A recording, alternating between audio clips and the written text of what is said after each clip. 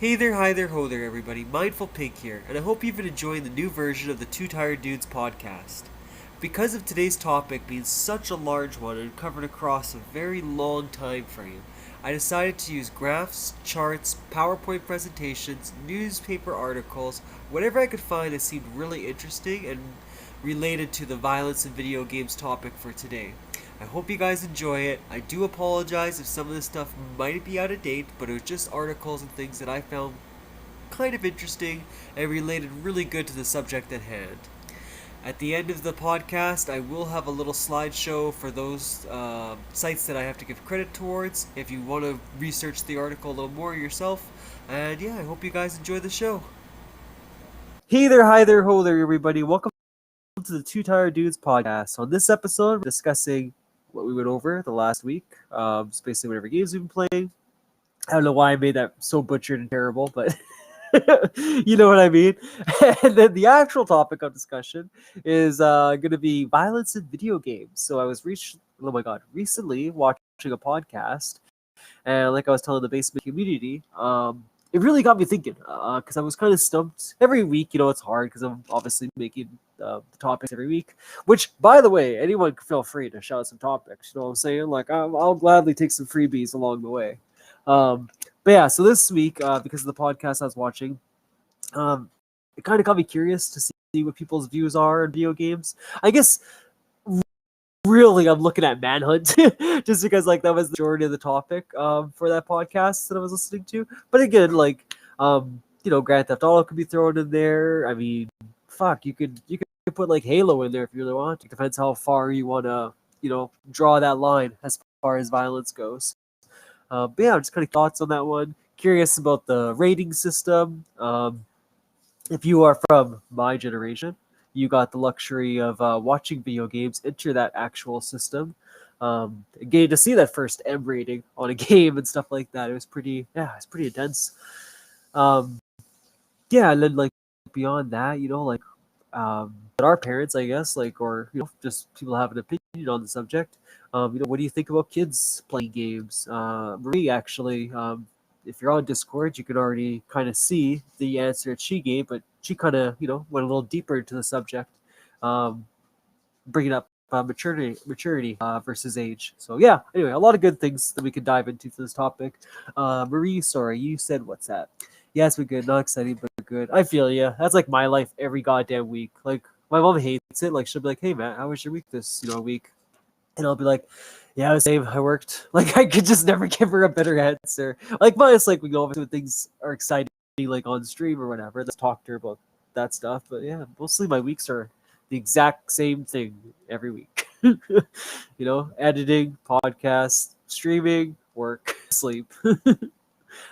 Sorry, Jesse, I saw you popped on. How's it going, buddy? Good, you? Not too shabby. It was a long day at work, but we're done that now, so that's good. Yeah, me too.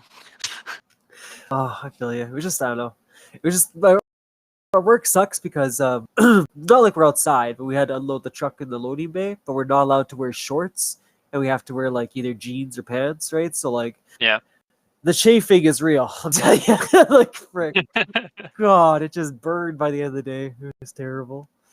But yeah, so what have you been up to? Final Fantasy 16 still as far as gaming is? Yeah, but I'm annoyed because I was so close to finishing it before coming back to the podcast, but there's still a bit left. I'm on the last story mission, and I've been doing Final Fantasy 16. I was speaking about pacing the other day. Yeah. Of how they have trouble with pacing between the side stuff and the main stuff and all that. Well, that's exactly what happened. I did, the story stuff, and I thought I was going to go towards the end. And then just before leaving to go to the last chapter or whatever, because, you have this sort of hideout where you all come back to and talk to the NPCs and all that. Okay. And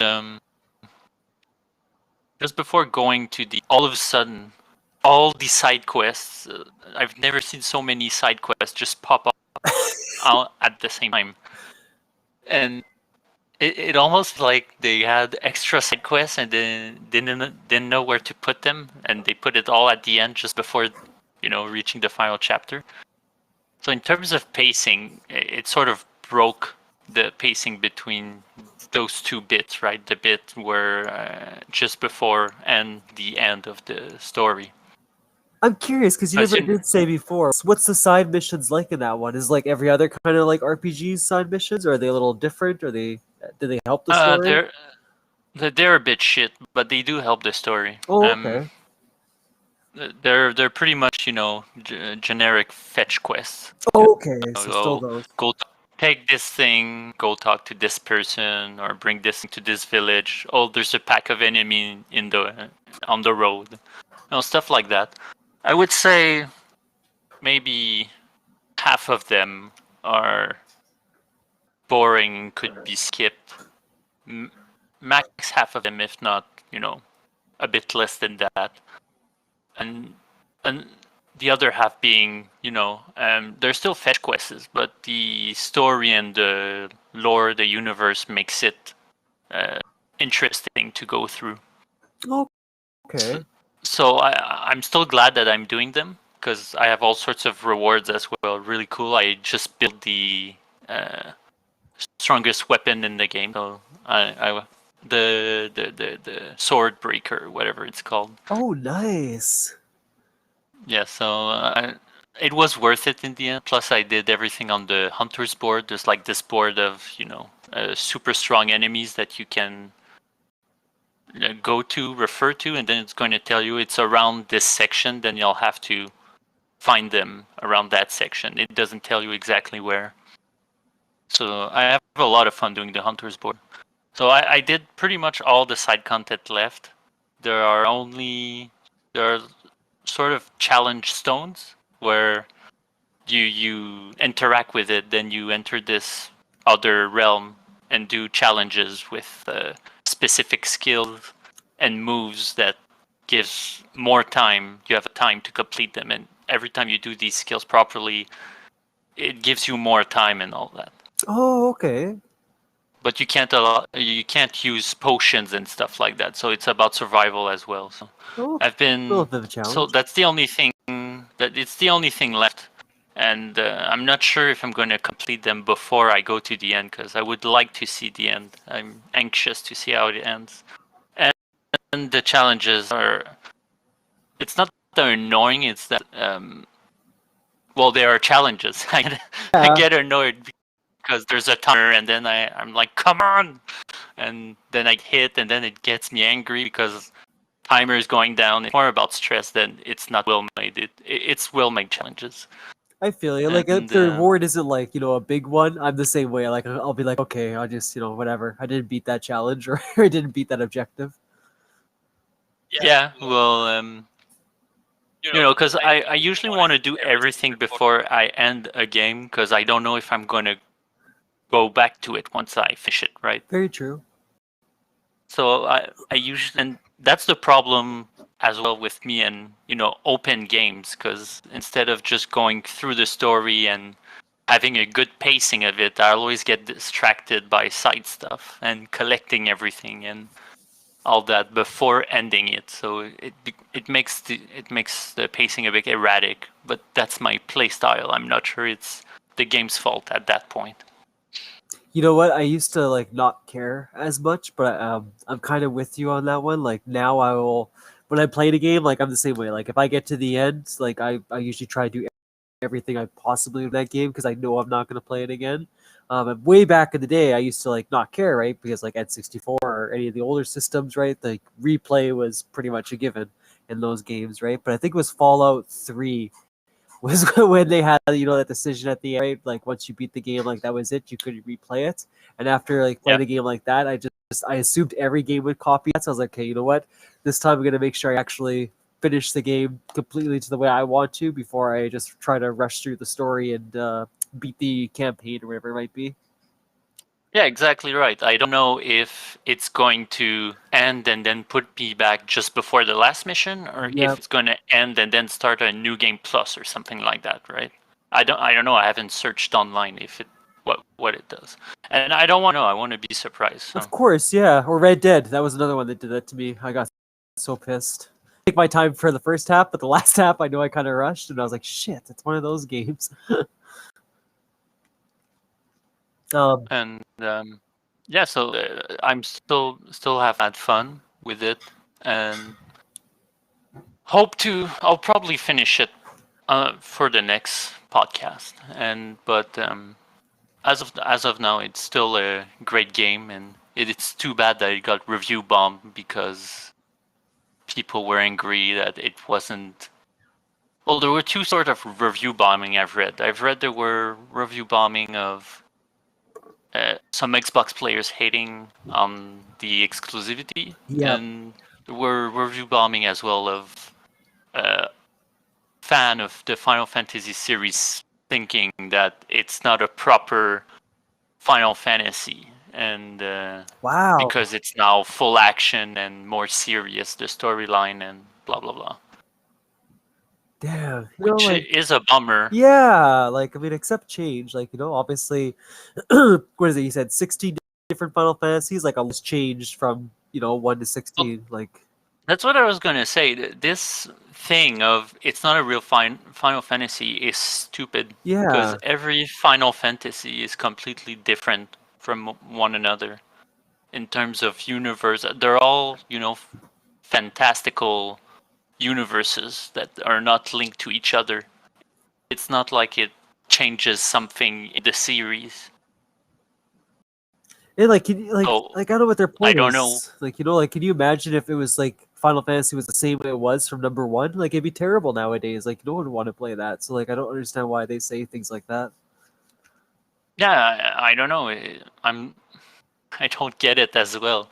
Plus, they're Yeah. saying this story is different, but it really is not. It's quite similar to other Final Fantasy games. You just need to go further Yeah. until it's apparent. But Plus, I feel the yeah, same no. based on the trailer I've watched and based on feedback you have. Like, who's captured? Like, if I had a PS5, I would definitely pick it up and play it. But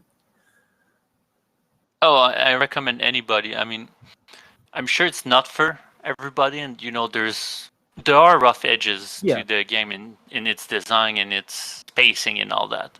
But for me, it was the gameplay and story was good enough to uh, go through all that and still love the experience.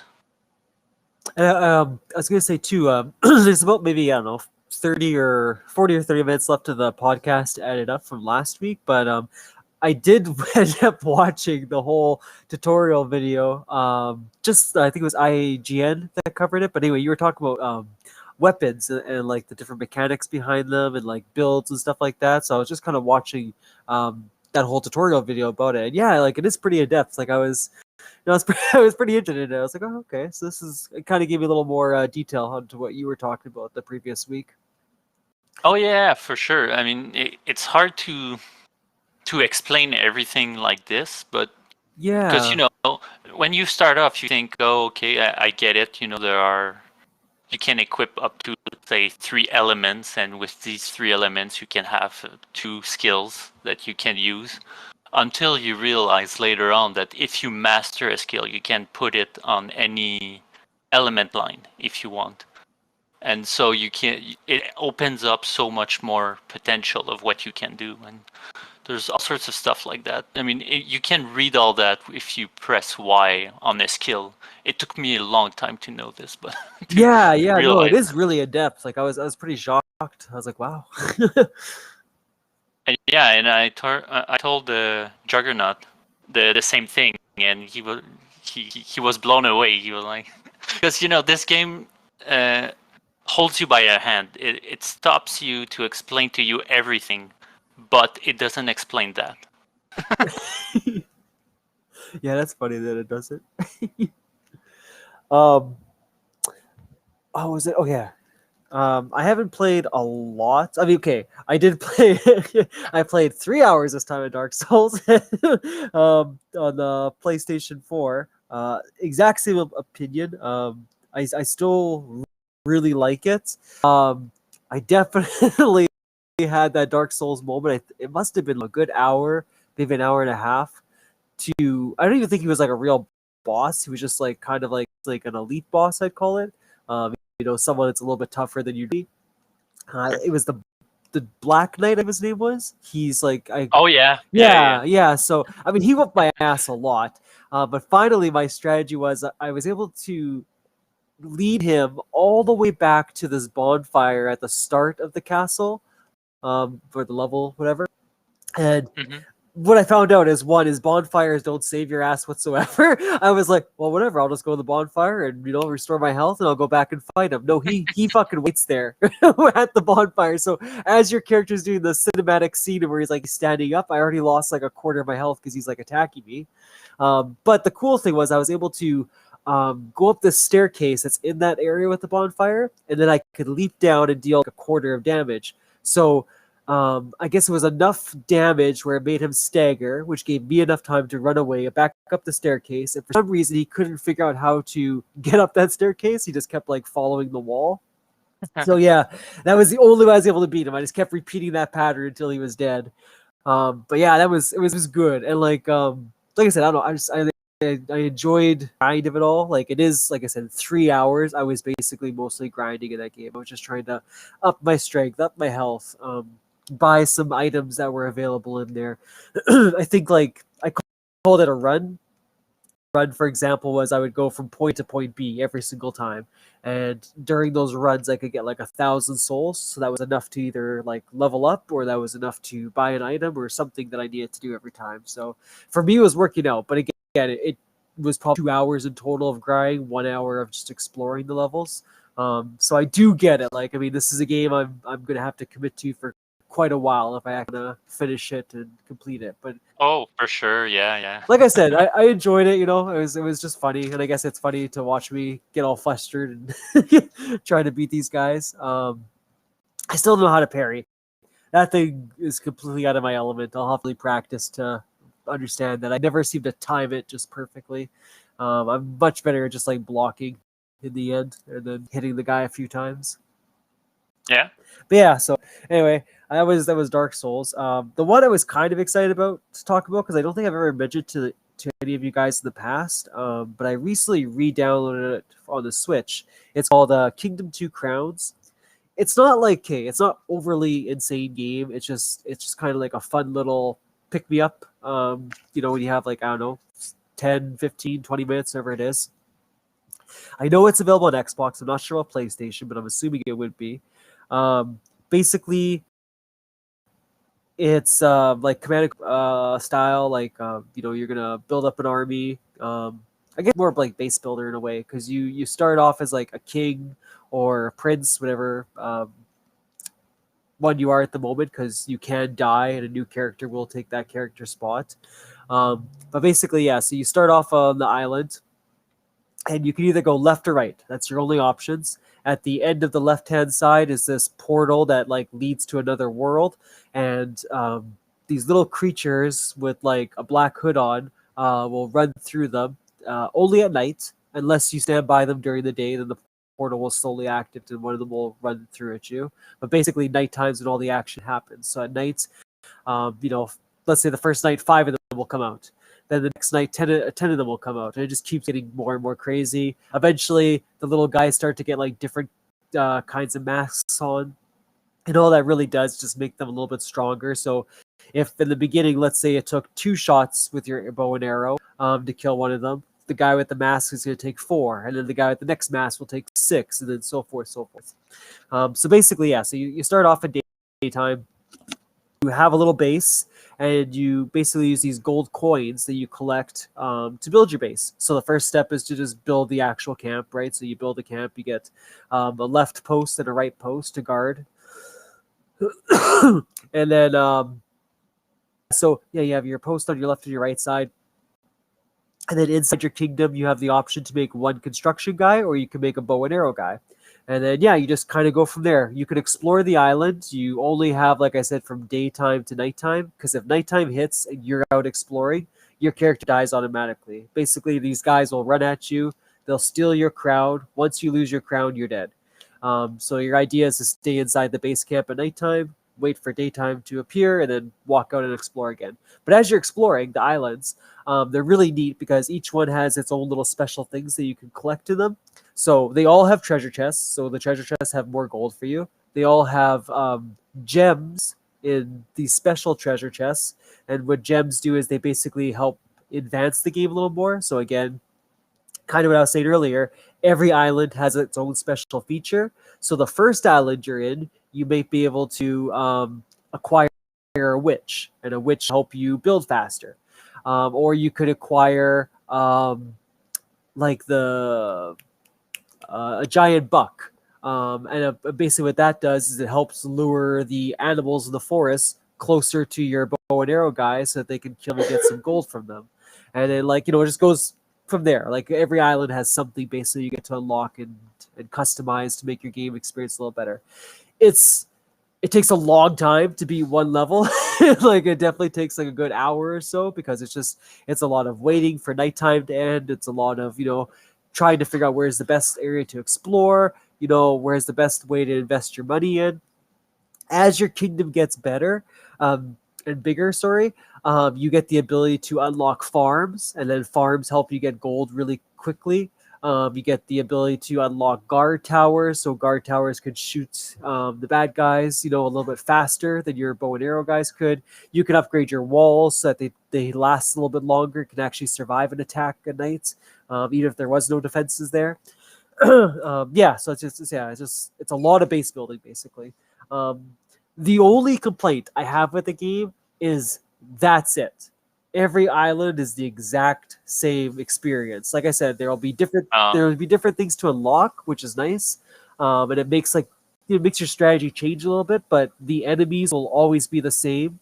The only difference I notice is that you might get more than two. So example, it's still only left to right, but let's say this time on the left-hand side, there's three of those dark portals. And on the right-hand side, there's two dark portals. That's pretty much the only difference I've seen so far between islands. But yeah, like I agree with you, Brewster. I like it a lot. It is a pretty cool game. As you keep progressing, you get more, I guess, people in your village. So you start off, like I said, with a construction guy and a construction guy and a bow and arrow. Then second island, you unlock the farmer. And then the fourth island, I unlocked a guy with a spear. And it just keeps progressing from there. Um, I think the coolest part is, like I said, the little features on every island. There are some things I've unlocked in islands that I still don't really understand what they do just yet, but I know like there's a benefit to them. I just have to kind of fool around with the mechanics of the game to see what it is. One of them I unlocked. I think it automatically made all my bow and arrow guys like advance to like an archer class or whatever. Like they got like a little upgrade done to them. Then I said one of them I think I had to spend 3 diamonds, and then I had to spend like 10 gold. And I had to do one more thing, and then that's how I got the witch. And then the witch basically like speeds up the process of building in a certain tower. So it's kind of neat. Like I said, when I post a video, it'll make more sense probably for everything I'm explaining. But I was enjoying it. I definitely clocked in a lot of hours. I played a lot of it on the Xbox, but I've enjoyed it way more on the Switch. I think it's definitely a Switch kind of game. Oh yeah, how? Why? Because, like I said, it is the kind of game where you will stop and come back to. I don't think this is a game you're going to be sitting playing for a whole week trying to beat. I think this is a game you're just going to come back to every once in a while when you have that itch that you want to play like a base builder or whatever the case is. Right. Because, like I said, if there was a campaign, if there was anything added to this game, it would probably make you want to keep coming back to it, to finish it. But that's it. Like it's basically just different islands. So like once you played the first island, you got the experience of the game. If you want to keep going with it, it's just because you just want to see what the new mechanics are in each island. Okay, cool. Reminds me a bit of the relics you could find in CI. Yeah, it's kind of like that, Brewster. You're on the right track with it. Like I said, I'll post a video on here for you guys to look at, but I'll also have one on the podcast when it's uploaded on YouTube.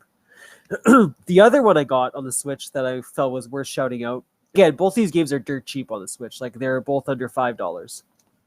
Um, Oh, nice. is Dex. So what Dex is, I just started playing it. It's not Dark Souls, but it definitely has that element to it. But it's a completely different setting. So basically, Dex is like cyberpunk. I I think guess. I've played that game. Have you? Okay, I'm not sure if it's just available on the Switch or if it's available on other platforms. It might be. Well, I think it was on PC first. Oh yeah. It could totally be a PC game. I could see that. Um, Okay, yeah, I've played. I've just searched it. Yeah, I've played this. Yeah, it's a Okay. cool game. Yeah, right. It's kind of neat. It's heavily based on like the RPG mechanics. So I mean, beyond like your normal strength, dexterity, and all that stuff, you can also upgrade your lockpick skills, which opens up different pathways and doorways for you. You can upgrade speed, right? So I guess in the end, it's more like Mass Effect's way of leveling up. But like I felt like, Well, sorry, go ahead, Jay. from what I remember, it's a non-linear gameplay, right? You can go to multiple places, and depending which skills you have, you can access certain things in certain moments compared to your skills other Yes. stuff. And it's a 2D side-scrolling battling. Yeah, but like, and the cinema scenes, like, I mean, they're just like a cartoon art style, but I liked it. Like, you know what I mean? It really popped. I think Oh yeah, it's a nice it's nice a nice art. yeah, I really liked Very it. distinct. Yeah, honestly, that's what made me buy it in the end. I was like, okay, for $2.50, I kind of want to try this game. Um, but you're absolutely correct. Like, there is one objective, for example, you're in the sewer base and you talk to this one guy who says, okay, you could either take this door and go through the toxic tunnels and find your way out of here, or you can find this key for me. And but in order to get the key, right, you have to do X, Y, and Z first. So it gives you two options. But then what it doesn't tell you is, when I leveled up, my lockpick skill because I thought it might be beneficial. And sure enough, it was, because if I went a little bit further, let's say I'm going towards the toxic tunnels, there's this cage door and it says, lockpick level 1 required to unlock. So I unlocked it and it actually let me skip that entire part. So I didn't have to do the key. I didn't have to do the toxic sewers. I was able Oh, to I just. did the toxic sewers. It's Oh, terrible. It's yes. That, terrible. Well, oh, not terrible in the sense of it's a badly made. Terrible in the sense of it was a lot of hurt. yeah, like there were some things you couldn't avoid. You had to take the damage. And that game, like, I don't know, it's generous with health packs, but they always put them in the weirdest spots. So it's like, when Yeah. you actually need it, it's not available. But when you don't need it, there's one available for you. Um but yeah. So then I ended up going through that door, and it just like you said, it completely skipped me through both those parts, and I got to just I think I had to go down one tunnel and beat a few bad guys, and then boom, I was out the door, and I was able to go to the next part of the level. um, but yeah, like I don't know, I really liked it. The fighting mechanics were a little bit, like I said, that's where like the Dark Souls element kind of came in. They were a little bit difficult at first to understand.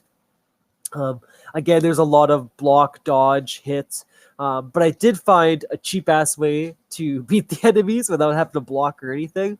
I mean, you'll have to block like a tiny bit just to get close, but if you can stand directly in the middle of an enemy and just keep going left and right, I guess it confuses the AI and it doesn't know which way to attack.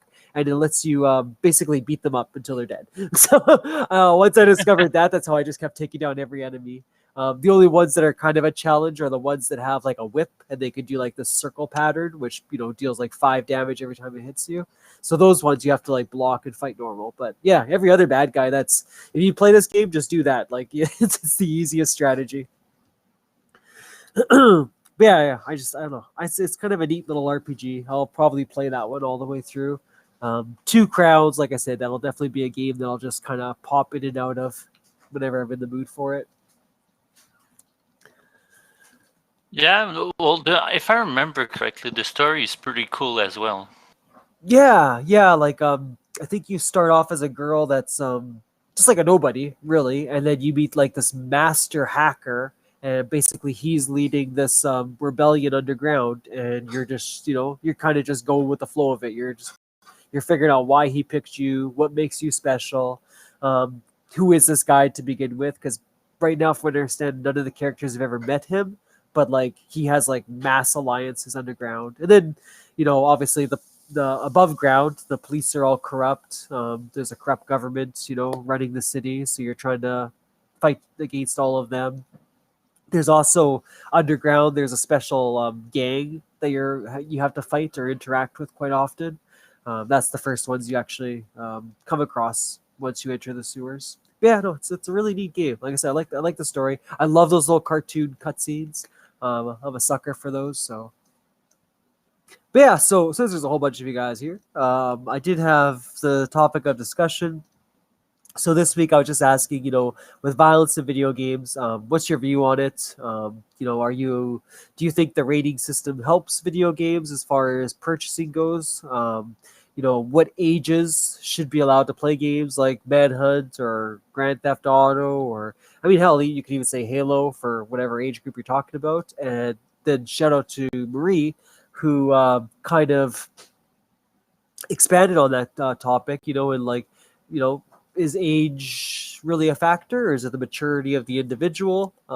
Yeah, lots of things to dive into.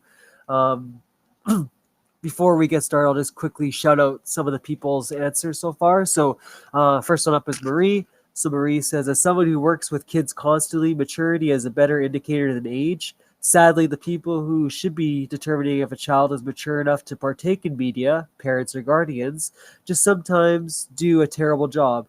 I definitely was over policed as a child and not allowed to get things I could have handled, and some people are on the opposite end of that for sure.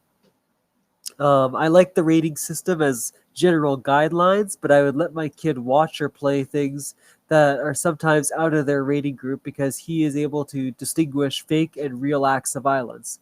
Sometimes people who are of the age can't do that. 100% true.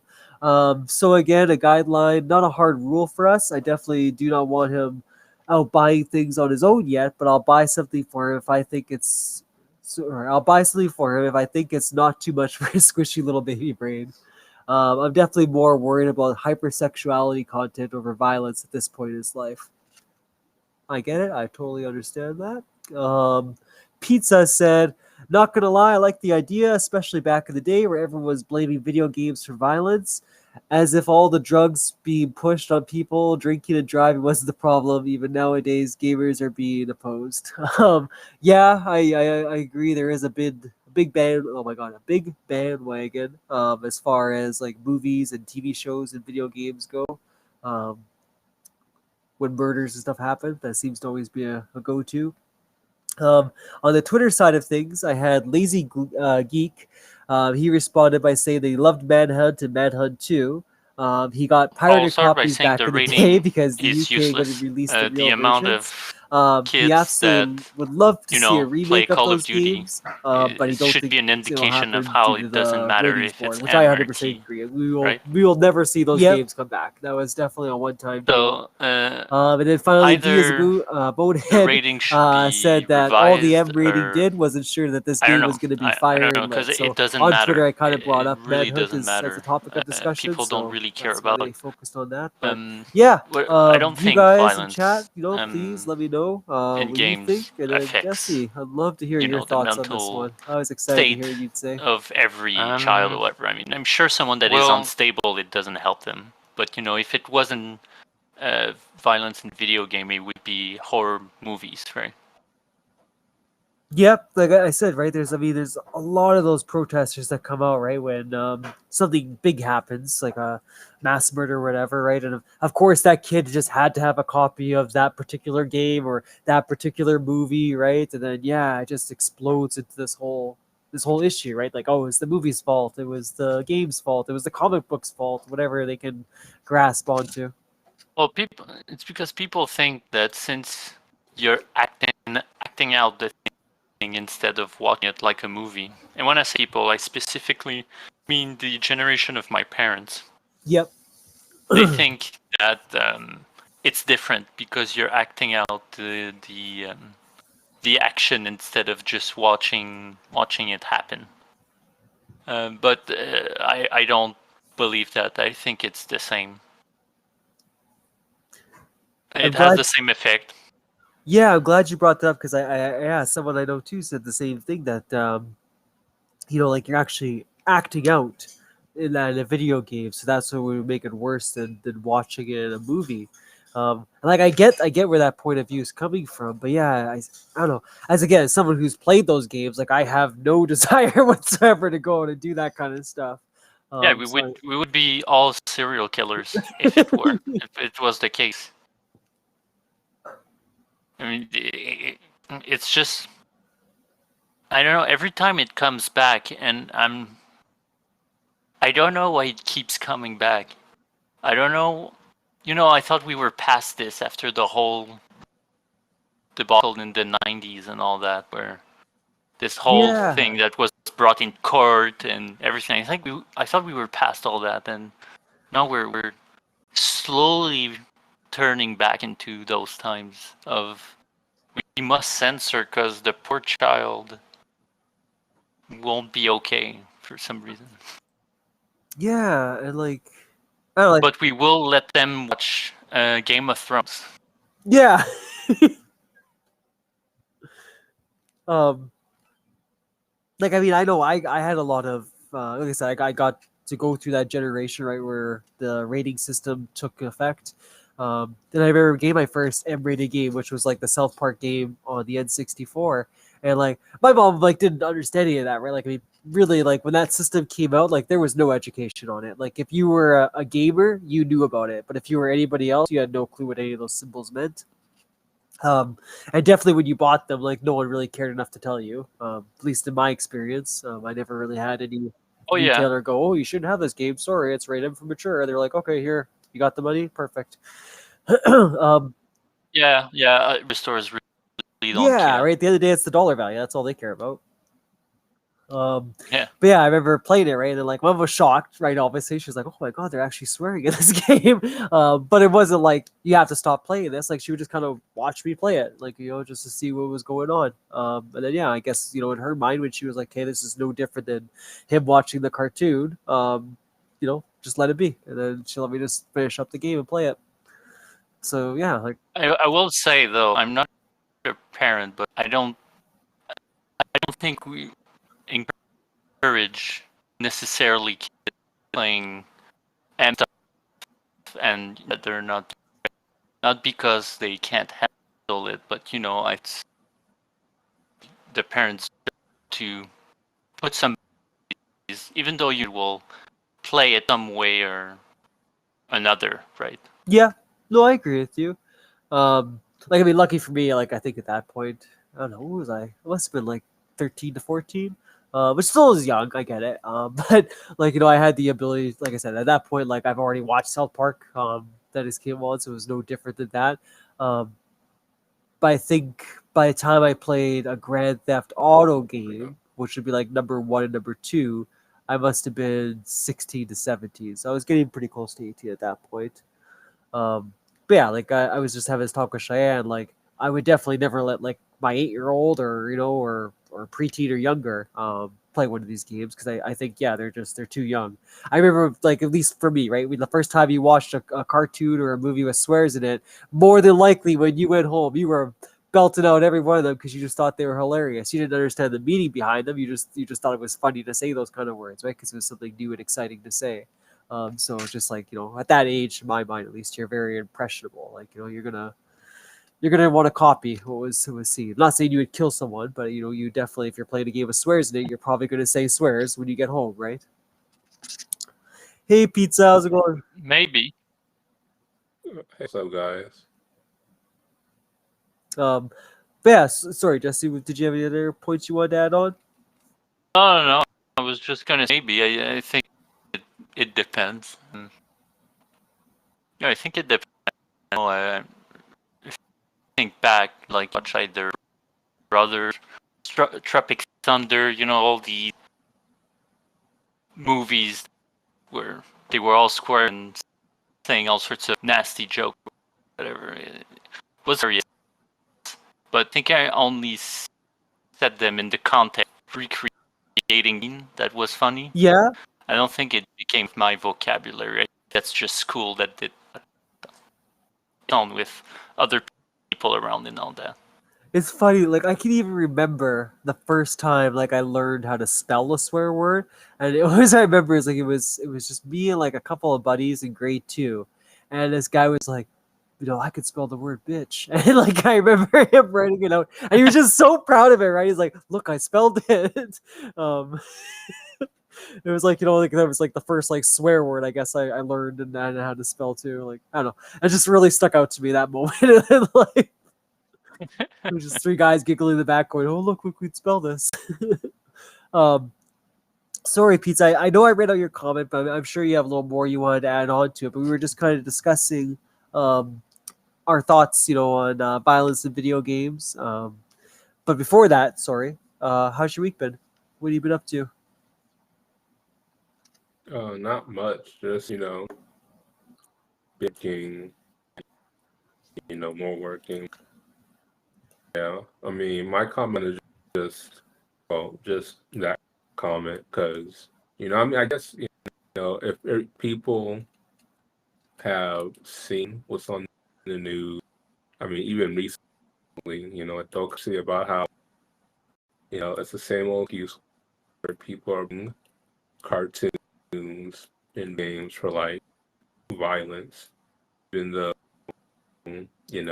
like there are plenty of things that can make someone violent. And I mean, on the video game, I don't think that's fair because not every video game. Well, I'm actually that I haven't heard of a video game causing people to act out a certain way. Really, it's the person themselves who, Grand Theft Auto was one guy committed a crime. When I'm pretty sure that this person probably had those thoughts in his head before GTA. Like get it. You get to see robberies and that kind of stuff. But I mean, you know, me, you, Michael, like we have played these games and we're fine. Like nothing. We haven't gotten to that. We have not said, "Oh wow," like I just killed this guy and stole his car. I'm gonna do it in real life. Like we don't do that. And I guess because we know the consequences and we know what's good and what's bad. So it's if we're adults too. I mean, I don't know how old we are all in comparison to like the younger kids, but I mean, we're adults. We know right from wrong, and it's just been nothing that's taught to us, and we can kind of and plenty of people can do it too. I know kids who have played Call of Duty, and like they're not out here buying guns and shooting people. Like they might be calling people the N word, but I mean that's just that's just probably from home rather than the game. So Yeah. yeah, I don't really buy the whole violence in video games is like real thing because there's you know that's like saying that Tetris can cause someone to become a homicidal maniac. I agree. Like when I was watching that podcast, right? I'll put up the information when I do the edits and stuff so you guys can see some of the extremes that countries took. But I I'm gonna say it's Germany, but I might be wrong. But I believe it was Germany that actually had for owning copies of Manhunt and went as far to see who these retailers sold those copies to and to make sure that they actually returned those copies because yeah, they were during the time this game was released. Right? It was a hellfire. I totally remember when Manhunt came out. I remember on the news it being talked about and stuff like that. That like people were determined the game would turn you into a serial killer. That Rockstar was training the young right to become killers. It was crazy. It was so crazy that just one game could just like spark um, such a huge like controversy. And when I was watching the podcast, they were kind of saying how like Rockstar, I think it was during GTA 3, that Manhunt came out afterwards. They wanted to see, you know, they realized that no press was bad press, right? So they wanted to see how far they could push that button. Um, like really, I know I played Manhunt 2, and I know it was bad. It was definitely there was definitely some intense scenes and all that. But I don't think that bad. Like I don't think it was really that terrible. No, the first one had more gratuitous, I think, scenes, but 2 just had a bunch of weird stuff. Yeah, compared right? to 1. Yeah, 2 is just like a lot of weird, like you said, a lot of weird characters and things like that. Um, and like even like what was it TA5 even have like a torture scene and all that, so it's not like it's the only game ever that's had 10 scenes to watch. I mean, I get it, Manhunt with the whole game, but like I'm pretty sure, right? It was GTA 5s that had that torture scene where Trevor's like torturing a guy or whatever, trying to get answers out of him. Unless I remember it correctly. Yeah, it is. Yeah. Yeah, right. And I'm sure there's other games with more examples, right? But I mean, yeah, I mean, Mortal Kombat. yeah. There you go, right? Yeah, the You don't see kids ripping spine out in the schoolyard. That was Yeah. funny though. Combat first launched, it was all because it was just looked so real. Like it was real characters. It's like, yeah, but it's photo. Like, Yeah. I mean, like, if that's why people are so, like, I guess, scared, then I mean, you know, I don't think they understand that gaming has become so realistic that, some people, I mean, even I can get fooled by GTA. I mean, that's an old game, but, if you can get a good angle of it, like, it looks real to me, and I wouldn't know, so gaming has definitely come a long way from, a simple shooting an alien in 8-bit graphics to shooting a person in this new, like Last of Us. I mean, well, I guess Last of Us Part Two, like that game looks realistic in the way how when you shoot somebody, like maybe you shoot them in the head, how their head just kind of explodes and all that kind of stuff. Like it looks very real. And so, like that's why people are so, I guess, scared about video games. And I mean, they have been missing out they have been under a rock because, I mean, it's gonna get worse. It's not worse. It's gonna get even more realistic to the point where we're gonna have games that look like real life, and someone's gonna make a shooting game out of that, and gamers we're just gonna say, well, that's cool, it's a realistic game that's fun to play, and really, that's all we're gonna do. Though we're gonna say it's a game, good game to play, and that's it. Like we're not going to say this is so real, I want to do it too. Like you might have someone who is like that, but I mean that kind of person already has something going on anyways, because you can easily, like, yeah, you can easily go and do that to anything. Maybe you go to a movie, like for example, The Dark Knight, like that, we can't blame Batman for a guy dressing up as the Joker. That makes no sense. And actually, even when that happened, nobody blamed the movie theater. They didn't blame the movie. They blamed the person. So what's different from GTA? It's a game. It's on the TV. Do we blame the game or the person? Last time I checked, Trevor can't kill us in real life. So, you know, we can't blame the game for someone dying. We can't blame the game for someone being aggressive. Like if they rage quit and they become violent, they're just somebody who rage quits because maybe they have a temper issue. Gaming cannot cause tempers. Something in real life can cause that.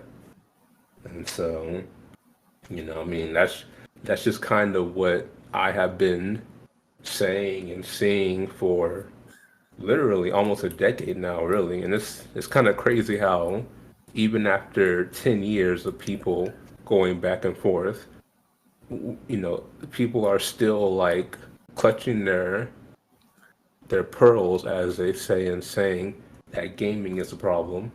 It's kind of weird. I agree. I know I'm gonna butcher his name.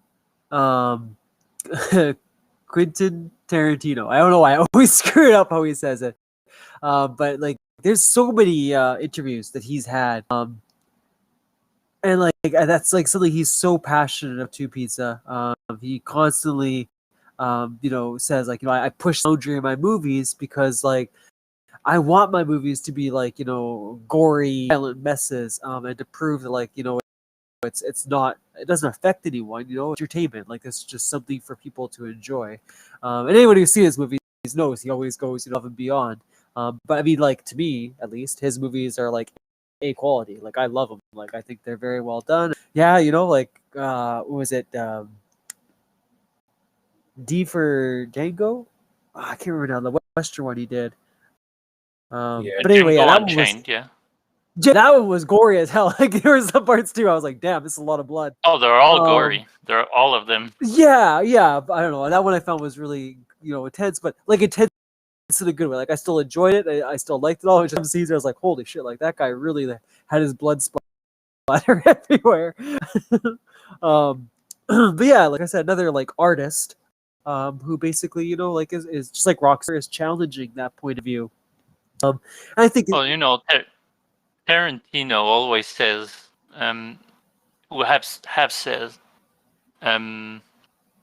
he wants to do that is the vision. This is how he wants it. And producer in the past have, tried to stop him to do these big violent films and all that. And in the end, he says, and you have to think that he did stuff all the way from when everything was censored in the past, from the 70s, 80s, and he would say, people would tell him, they won't let you do that. They won't let you do what you want, and he would always say, "Who is they? Who are they to stop me from, doing what I want to do?" And he's completely right. If you look at it today, he's a big success because he didn't let people tell him what to do. He saw something that other people didn't see. I agree. Yeah, totally. And you're right. Yeah, Like I mean, his movies are just so popular. Like he's, I don't know, He's so good. yeah, like he It's really captures the vision. the writing is so good as well. Just the filming and the writing is excellent on every level. He's one of my favorite directors. I have all of his movies. yeah. I mean, and actually, I don't think anyone has ever like done that scene in Pulp Fiction that with Samuel Jackson and the other actor. Like, I mean, I don't think anyone has ever, yeah, no one has ever recreated that scene, not that I know of. So clearly, there's not an issue with violent movies, because if there was, then we would be seeing Pulp Fiction, we would be seeing Braveheart, we would be seeing 300 on the streets, and that's just not the case. Like I And just mean, imagine a bunch of Spartans. Yeah, that's Like, but the fans of these films are like, maybe, I don't know, gamers and young kids that are not beefy dudes, that just come out half naked and just running around in the streets and doing Spartan stuff. I just be ridiculous. this picture like someone trying to win an argument and they had kicked someone over, going, this is Sparta. Yeah. oh yeah, and so I just don't, like if we can look at a movie and say, oh, that's pretty cool, but I'm not about to go and like kick somebody down a hole, then why can't we say, that was a pretty good game, but I'm not about to go and shoot somebody in the face and steal their car. Like, they're, I mean, they're literally, it's the same thing. You can easily, I guess since we're both media, you can say the same thing about it. So I just don't understand it. And I mean, like I know I tried arguing with somebody about it. Well, not tried to. I just kind of said a few things and then that was it. But like it, there are games, like you could make the argument that gaming is can cause someone to be violent, whatever.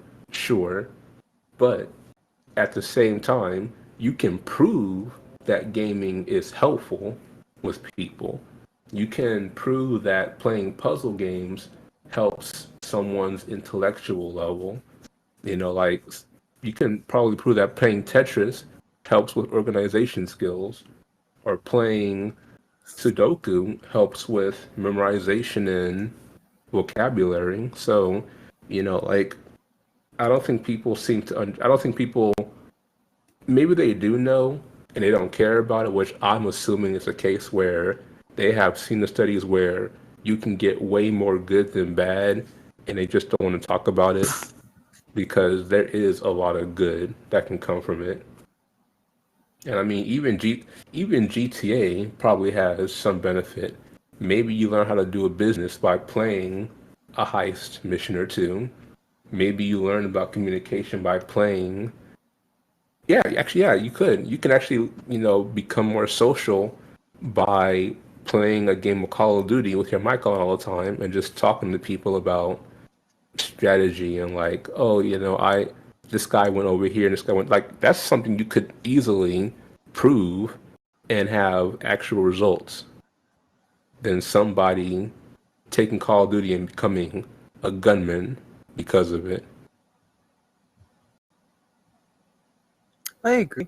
I was curious because we're talking about Call of Duty and all that kind of stuff. Like, from the both of you guys, like your point of view, like if you had a kid, like instead of just saying like kid or teen, like what ages or like at what point do you think it'd be okay to like let them games and stuff like that? I mean, not like Grand Theft Auto, but like just let's say Call of Duty or like Apex or any of those kind of games. Like I think it's okay for someone to play something like that. I would say it depends. I think teen for Call of Duty, something like that. But if you talk about, let's say, Fear, that was much more gory and heavy on the violence than a Call of Duty game, then I would say a bit older. But teens definitely. Okay, okay. So like you'd say 12 in the teens or 13 in the teens. Idea For of like Call of Duty, yes, 13. Yeah, around 13, 14, yeah. And for Fear, I would say a bit older, so maybe more towards 16, 17. okay. What about you, Pizza? What do But you? Oh, sorry, JW, go ahead. I was just gonna say, I'm not a parent, so it might change when I get there. But it seems to me to be when you're in your teens, I think not only is it, important and fun for you to let loose in a game like that, but I think you're old enough to deal with it as well, compared to, let's say, a 5-year-old. What about you, Mhm. Pizza? What do you think, buddy? I mean, I don't. I think my kid wanted to play a video game. I wouldn't. Well, at least from my experience, like when I was growing up and I wanted to buy a game, I think like yeah, like this one time, my mom she gave me GTA to buy, and I went to the front desk and they said, "Is your parent around?" And of course, I had to wait for her to come and buy the game. It wasn't for me; it was for my brother because he was already 18 at the time. But I think that if we started having people kind of, I guess, gatekeeping ages to games, it wouldn't be much of an issue. But I got kind of sidetracked though. But I guess to answer your question though, with my kid, I would only let him play games that were beneficial to him. Of course, we can play games like Crash Bandicoot and Spyro and like just we can play those cartoon games because like at least with cartoon games, he's a kid. He's already having fun with his older friends. So I mean, what's a cartoon gonna do exactly? So we'll do. I might keep it at cartoon-ish kind of games, and then most of the time, we'll probably play more retro games because that's just what I'm used to playing. So maybe he'll be able to kind of, if he is somebody who might become, well, I doubt he will, because if he does, I'll beat him. I will spank him if he becomes anything other than, you know, a decent human. So, but yeah, retro games all the way. And plus with retro games, it's like I don't think you can really act out with retro games now because it's like, you know, unless you have a really good imagination, which comes from real life, not a video game, then playing an 8-bit game is not going to do much for you. And maybe it'll get him interested in playing more, just retro, like just more fun games. I'll keep it at that. I will try to have him play a lot more puzzle games, more word-based games, kind of help him increase his vocabulary and like some more like mental training, things like that. And that'll be it. And then, of course, when he grows up older, he'll know right from wrong. And so, I will trust him enough to buy a game that might have some violence in it, and he'll be able to say, you know what, this is cool, but I know for a fact that if I go out there and do this kind of thing, there are consequences. So that's, my line for my kid draws at like cartoon games, and then anything past that is a no-go. I did, I gave Tina's an answer, but if I think back, I mean, in terms of movies and games, I mean, I was way, way, way younger, you know. So I guess, as I was saying earlier, I think it would be my job as a parent to, even though I know the kid would be able to, it's probably fine, because my childhood game is like Conquer Bad Fur Day, people That's being true. I was a cut mature up one. in pieces, and my first movie was the first Alien. So there's, and in the end, I'm fine. But as a parent, I still think your job would be to put some boundaries, even though you might think that it's fine. Oh yeah, I mean, it's it. I'm not a parent yet, or yeah, I'm not a parent yet, but it's like it shouldn't be that hard to tell a kid no and to watch your kid playing a game. Or, like if he's sitting in one place all the time, you can easily watch him every now and then. So I don't understand why they can't just do the simple job of like, making sure their kids are not playing bad games.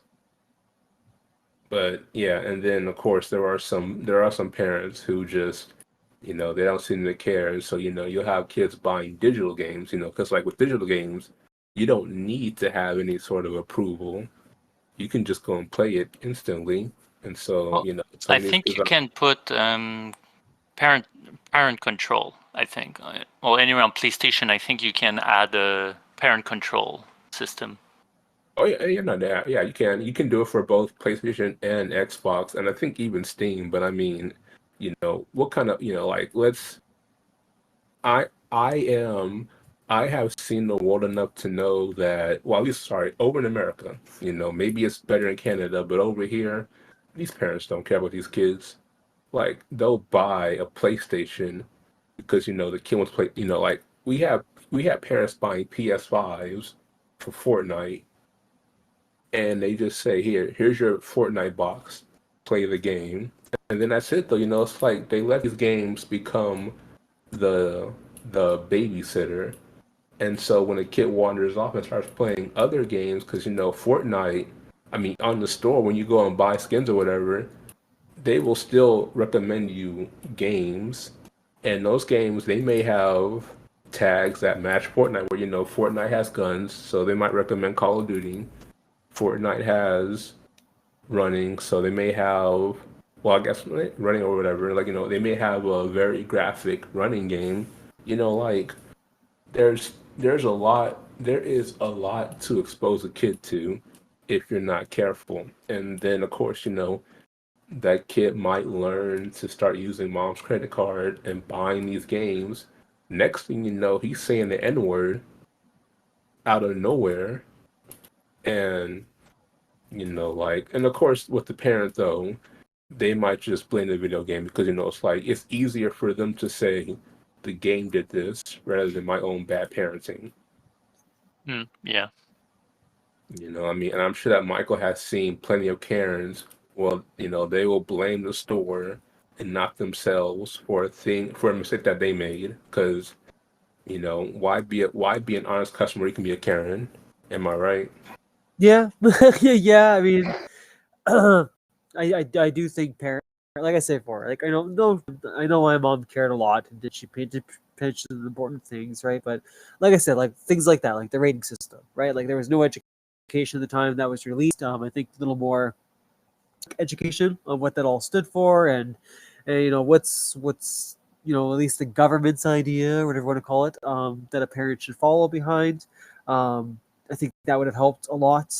Not saying like at the age I was when I got South Park that I should have had South Park, but at least she would have understood. Okay, like this is what's in the game. Is this something I want him to play, etc., etc. And I do think that parents kind of need to get more involved with that stuff. Well, sometimes they don't have control over it.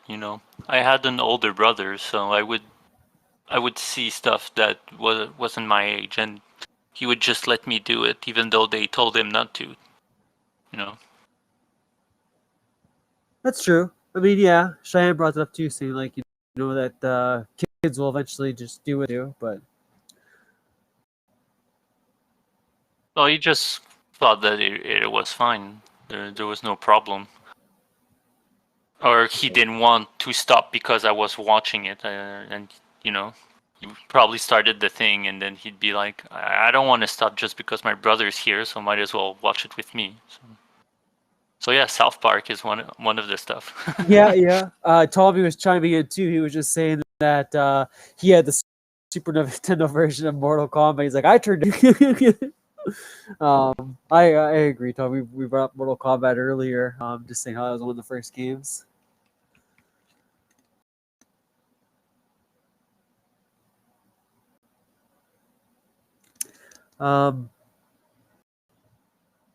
Yeah, I mean, I don't really know what else to say about them. Well, I think everybody's in agreement. I mean, the people that are not in agreement is people that do not game and that are much older, I think. Yeah, I think kind of what you said, the very Cat Trooper. Not a diss to any generation, but I mean, it does seem to be a lot of an older generation that just didn't experience a lot of things. I guess that our generation or the generation or are kind of getting used to experiencing. Not saying it's always a good thing to be getting used to violence stuff like that, but I mean, we've seen a lot of different movies to this point. We've seen a lot of comic books. I mean, even watching Stranger Things use Dungeons and Dragons, as an example of parents, not understanding the game, right? Like, well, you're role playing, you're playing as the devil, right? It's like, well, no, it's actually way more just taking on evil forces. There's story and character building and all that stuff. And I think the same concept comes to video games and like I said, the movies and TV shows and all that stuff. If you've never sat down and actually viewed the artwork or whatever the case might be, it's going to be completely jagged, right? Like if I was to explain Grand Theft Auto to anyone without them ever seeing it or playing it, it's going to sound like a terrible game, right? But then when you actually play it, you might have a completely different opinion on it because you, experienced it for yourself and know what those boundaries that they're pushing in the game might be. Oh, yeah, not definitely. I mean, honestly though, the boundary thing should be like that should be an instant like thing already set for people nowadays. Mainly because, like we talked about how games look so real nowadays. I mean, imagine a kid playing, I don't know, like I guess Last of Us again, because I mean it is a realistic game. I mean, Yeah. especially on the PS5, like imagine a kid watching someone's brains get blown out. I mean, like that might be traumatizing to them. Like they might, like I can understand why we have the whole rating system. That makes sense because a kid can get scarred from watching, Mortal Kombat, watching someone's spine get ripped out. Like that is traumatizing to a kid. So I get that. But we already have a thing for that, which is a rating system. We just need parents to become more aware and like become parents and kind of, parent the kids. Yeah. I agree. I think ultimately, yeah, parents need to get involved. Doesn't mean, like Marie was saying way earlier, with policing a child, it's understanding. Just have an understanding of what's out there, and what your kid does have access. I mean, going all the way back, I don't know if you guys remember, but even when we had CDs, right? Where you could have the clean version, or you could have the the dirty version. I remember watching a lot of parents go back to HMB pissed off that their kid got that Eminem CD with all the swear words in it, and he should have got the one with the censored version and all that. Um, yeah, it's funny the jumps and leaps that people made to keep, like you said, the Karens of the world happy. Yeah. I mean, like, you know, I I I'm not a fan of uncensored music just because like it was never really. Well, I mean, even as a kid, I mean, even I get it, like I guess some people say, "Oh my God, you watch whatever." I don't know, I don't know, but yeah, like I have listened to music as a kid that was uncensored, and like I prefer it to be uncensored because like this, if a music has cursing in it, then that label alone should be fine. And I get it. The song is catchy. It's a good song, it's made by a famous person. But if it's a song that's made for adults, then it should be listed as an adult thing. Like don't just censor it and then make it, kind of butcher it, because then it's like, it doesn't ring the same.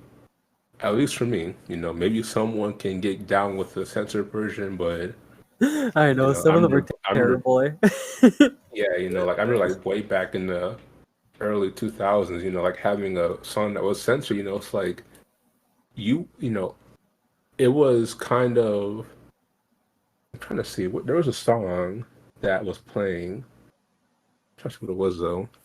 But basically, it's like it would just be silent over the word.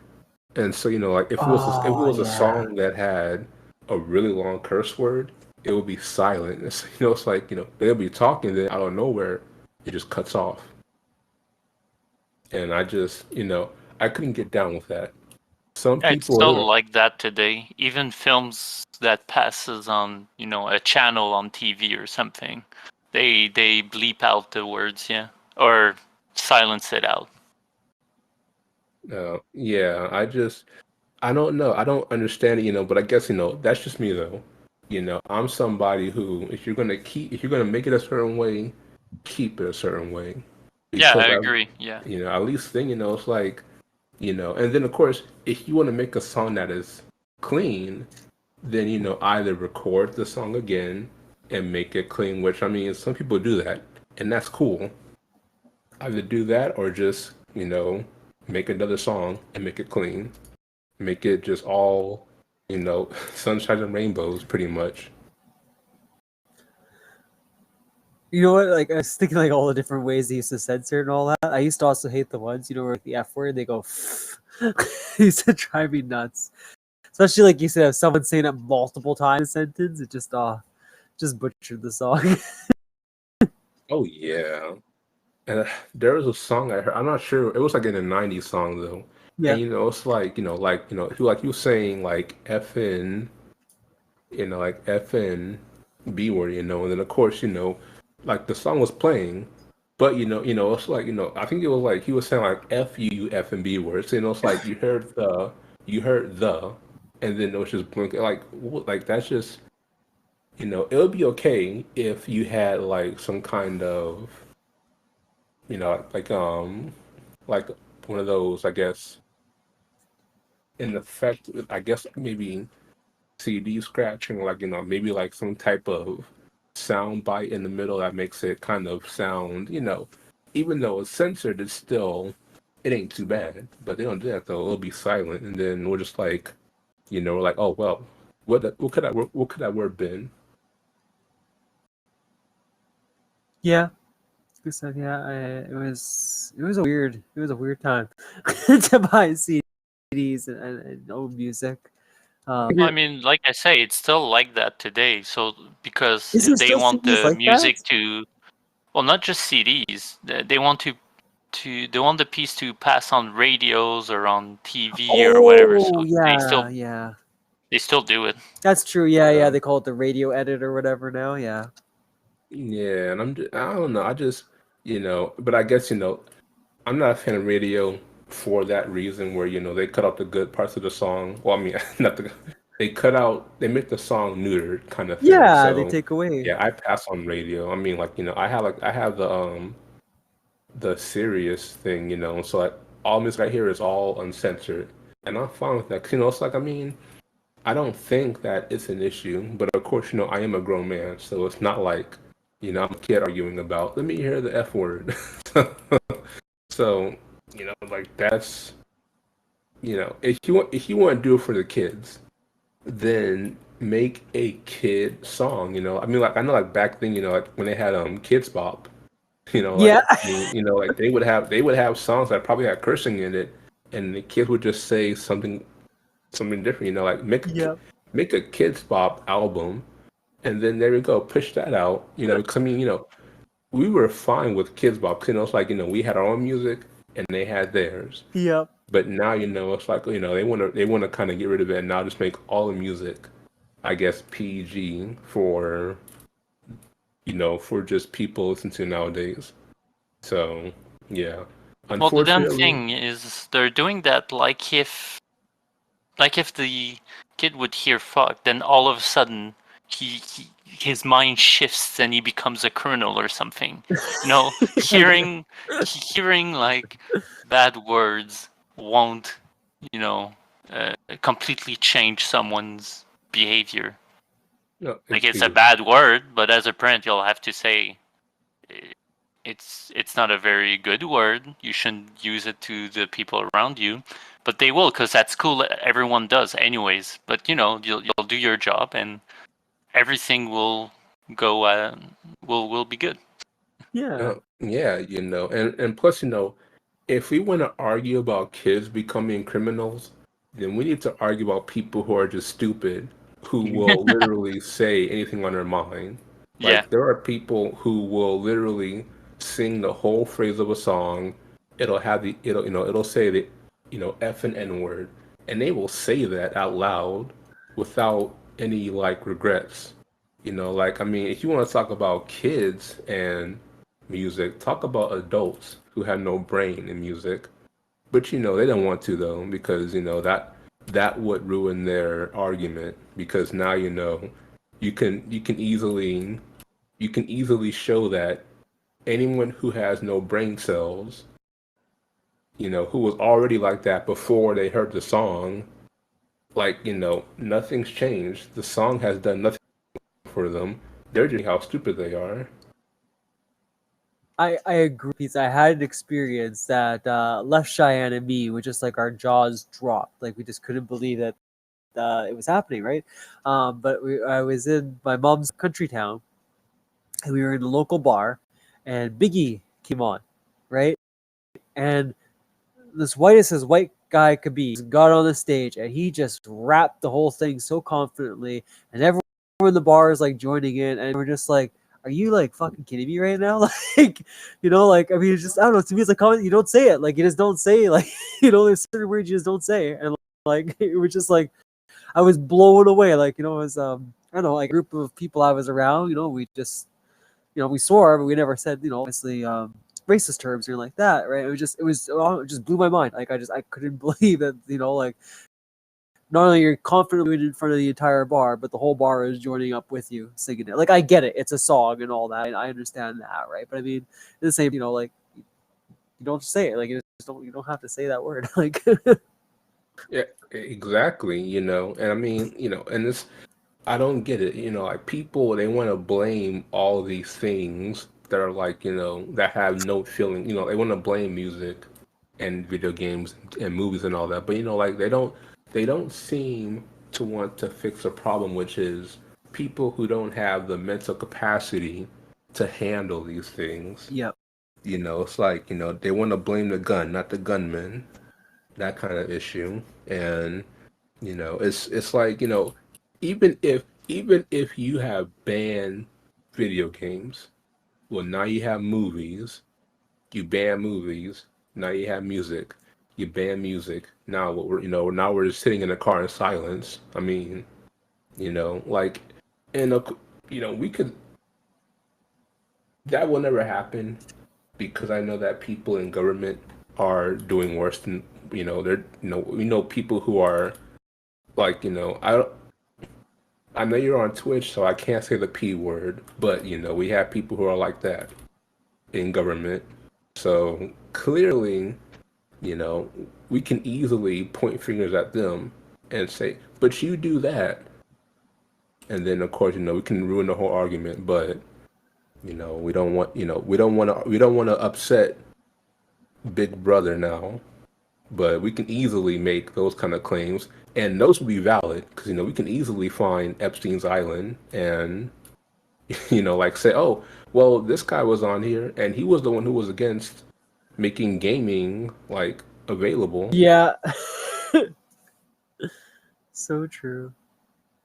Yeah, so I mean, actually, like we had someone, we had he was either a sheriff or a cop. I don't know. But like he had, like he had some child stuff on his computer, and he went straight to jail or prison, whatever. I don't know. He went away. They found it. He went away, and this is the kind of guy who, nobody liked him because he had issues. And lo and behold, he had some secrets to hide from us. He didn't do a good job of hiding it, but we found out. So we can easily, like we can play that game, or at least I can play that game of finding dirt on people who want to find dirt on us. Well, sorry, Tom. I know you have a few comments, so I'll read them out right away. But I was just gonna say, add on to Pete's point. I think, Jesse, I think you need us talk about like prison and killers and all that other kind of stuff, right? Usually, people that you find in those kind of fields are doing like the day-to-day jobs, like janitors or police officers, or like they're usually like really involved with the public. For that particular reason, right? It's easy access for them to have that. Well, easy access, and you're not usually suspected. Yeah. Right. And good standing in the community. That's the other thing. Yeah.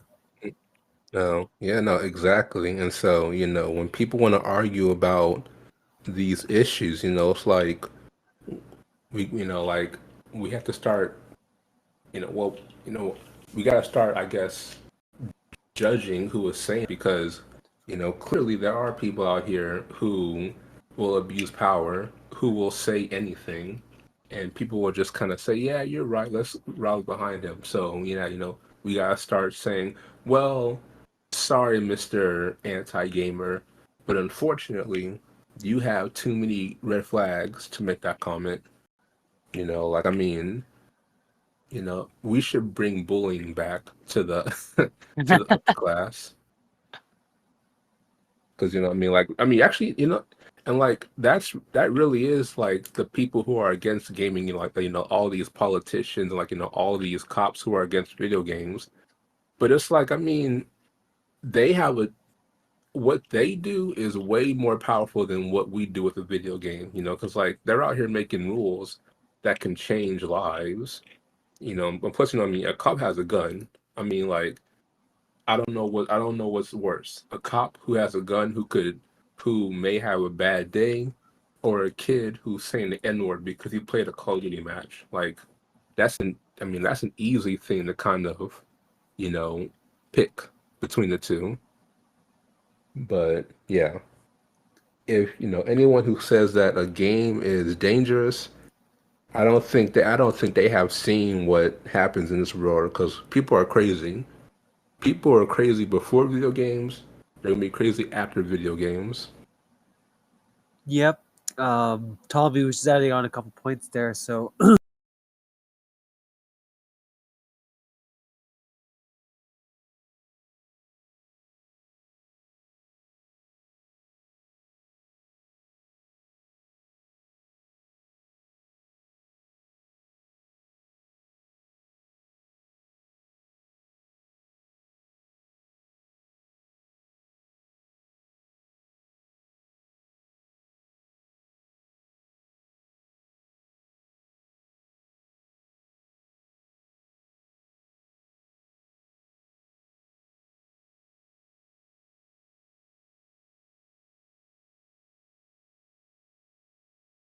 sorry, Tom. It took a little bit to read it.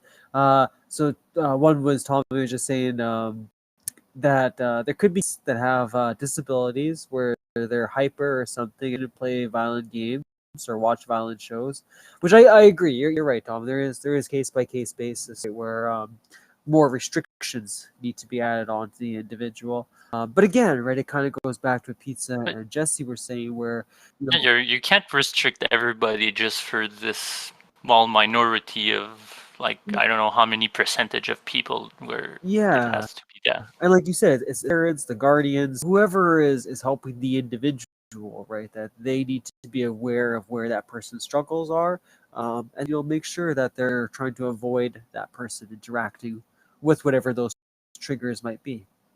Um, Yeah. I mean, because like, you know, every time we have had a shooting over here in America, it's always been linked to somebody who had like mental issues or emotional issues. And like, I think the only time someone has mentioned video games was like, in passing, like they just say, I was playing Halo and I got a call that somebody died and I got upset, like they want to blame Halo because they got emotionally distressed and not blaming, oh, someone who I know is dead now. And that's, like that should be highlighted more and that should be saying, hey, look, judge or anyone else, clearly Halo had nothing to do with this. It was just being said to his therapist, and that's really it. Or like somebody saying, I was playing Tetris and my dog died. Like, do you blame Tetris for somebody going on a mass shooting, or do you blame, the dog dying, or like the emotional stress of your dog dying? Yeah, yeah. I mean, for most of us, I think we grew up in this timeline, right? But it's not like it was in like the '80s or the '90s or even the early 2000s. Like mental health is talked more about now, and it's more of an open conversation, right? Whereas back in the day, like people kind of hid those disorders or triggers, or whatever the case might be, out of fear that being judged, or just in general, just not having anyone to talk to about it. So they eventually they assumed that those behaviors were normal when reality was they weren't, right? Yeah, so I mean, I Mhm. think that a factor back in the day. I think nowadays, like just to emphasize on what you're saying, Tommy, I think when someone does have a disability, right, there's more support for that individual than what there used to be. And again, right? Like I think whoever is looking after that individual should be kind of responsible, right, for what they're being faced with or presented. Well, first, And it must be detected, though. You know, a lot of people don't go see any expert, and they'll never know that suffering from whatever problem. Yeah, definitely. You know what I mean? Like, and yeah, I think, I mean, even though it is more accepted to, kind of talk about your issues, a lot of people, they still don't because, unfortunately with society, we have become a place where, like, for example, you on Instagram. Well, I was on Instagram last night, watching some reels, and, like, I saw somebody who was, she was like amputated, and like the first like they were making jokes about her disability, like same thing. Oh, I bet she can't do this because she's too short or whatever. And, it's like, I mean, and I'm sure that the person who made the video is saying, "Oh, yeah, that was funny, haha, whatever, guys." But I mean, like, what if somebody is amputated and it's those comments, they may think that, you know, people are really like that. People are antagonizing them because of it. Or, if they see a video with someone who is autistic and they say, "Oh, this guy can't speak." And so, you know, I'm sorry, that was rude. I'm sorry. no, That was, I get what you're yeah, implying. I mean, I wouldn't do that, because I have friends who are, on the spectrum, and, like, they make jokes about themselves and they tell me that I can do it, but I don't do it on the pretense that, it's like, hey, that's just rude. I mean, like, you're my bro. I'm not about to treat you in that type of way. Even if you find it funny, I don't think it's cool because, I have seen what the internet can do, and like they are terrible. Like, people on Instagram, they'll make the worst jokes about anything for attention. And so I can see somebody looking at that and saying, "Man, the world really doesn't care about me," and so they'll hide it. They'll say, "Well, apparently people on social media think that autistic people really are this or that," when in reality, they're people too, and it's just you got some trolls is all. But yeah, But like that when kind of. your friend says that, I don't think he necessarily mean, well, come on, roast me. I think it just means, well, treat me like you would treat anybody. Don't take special care or something. So if you treat everybody like this, then it's fine, right? Oh yeah, and I mean, like, he was cool with it, but I'm like, I just don't do it because, it's like, I mean, I don't really. We were cool before that. We're still cool now. And it's just like, I mean, it was not for me. It wasn't my place to make jokes about it, because, I was not in his shoes. I don't know what he has to deal with. Maybe it's his coping mechanism. But I mean, I'ma still be me. I'ma still be cool with you. I may not make those jokes. I might just, I might talk about, hey, you fell down one time because you tripped over your shoe, like, like, just, making general statements, nothing about mental whatever, nothing emotional, just, things that were comical, like, like things that don't pertain to mental stuff, that kind of thing. And, that's my line, that's where I draw it at. And, I don't think that I need to ever say anything like that, just because it's just, maybe if I was in his shoes and I understood what he was going with, maybe I would get his point, like, I guess all the way. But yeah, just to be safe, whether it be him, whether it be somebody who is just clean normal, I'm gonna keep it simple. I'm gonna keep it easy. I'm gonna keep it mental free, that kind of thing. I totally get where you're going for pizza. Like I get it. Like once you use a word or whatever, a joke, yeah, it's maybe one on one. It might have a different kind of context depending on how you and your friend joke. Same, Brett, you don't know when you might accidentally cross that line and not even mean to cross, right? Or like you're even saying on Instagram, I get that on a live or whatever, because if everyone's joking around, is that joke going to start to become like the norm? And is it is it going to be taken too far again? Or are people going to think it's okay for me to say this, when like reality is like, no, it's not. Maybe in this particular situation on this live, yeah, the joke is hit right now, but it's not like you should be walking on the street and seeing someone going, hey, listen to this one, right? It's not going to impact the same way as it did in that moment, maybe. I'm the same way. Like, I usually just draw the line, like, I'll joke around with myself sometimes, just to say, like, oh, I'm being real and things like that, right? But I would, yeah, I'm the same way as you. I would never, joke around with else about a disability or whatever. Like, I don't know. It's just, I guess growing up in that age, like, I think back to, like, like being a teen and all the dumb crap you would say and especially like that. It's just like, that's like, I don't want to go back to that side of humor. It just, not funny. Like, I get it. Tommy, sorry, what you said. I make fun of myself, but don't like when normal people makes fun of me or a person with disabilities. Can with me as long as I know you're being playful. Yeah, exactly. Yeah, so that's a good point, Tommy. Like, I get someone makes fun of themselves. Like, we all kind of do it in our own little way, right? It's a coping mechanism. Like you said, pizza. But it can be harder when someone else does it, right? I mean, the best example I can think of is just saying, like, it's easy to call yourself stupid, but when someone else calls you stupid, usually a part of you gets a little bit triggered. You're like, hey, what the hell do you mean by that?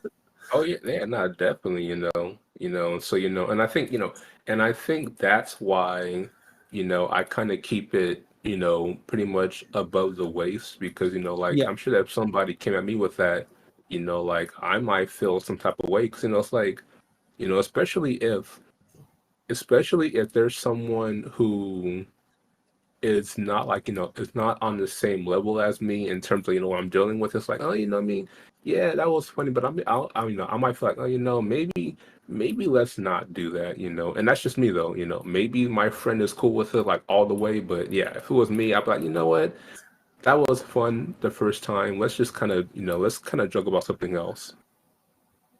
So I get Tommy's point as well, like where, or your point too, it's like, I might call myself dumb because I do some dumb things here and there, but like, unless you're my parents, unless you're my best friend slash brother kind of thing, and you say it, sorry man, that's just not for me. So yeah, I get both your guys' points for sure.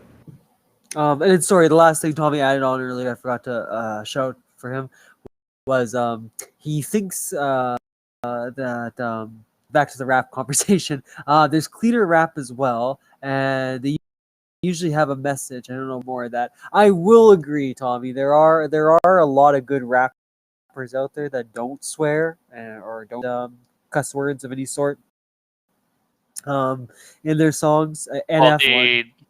they don't sell as much. Hey, man, NF is pretty good. I'm just gonna say. I'm not saying it's good or bad. It's not a question of being good or I bad. know It's a it's question of sales.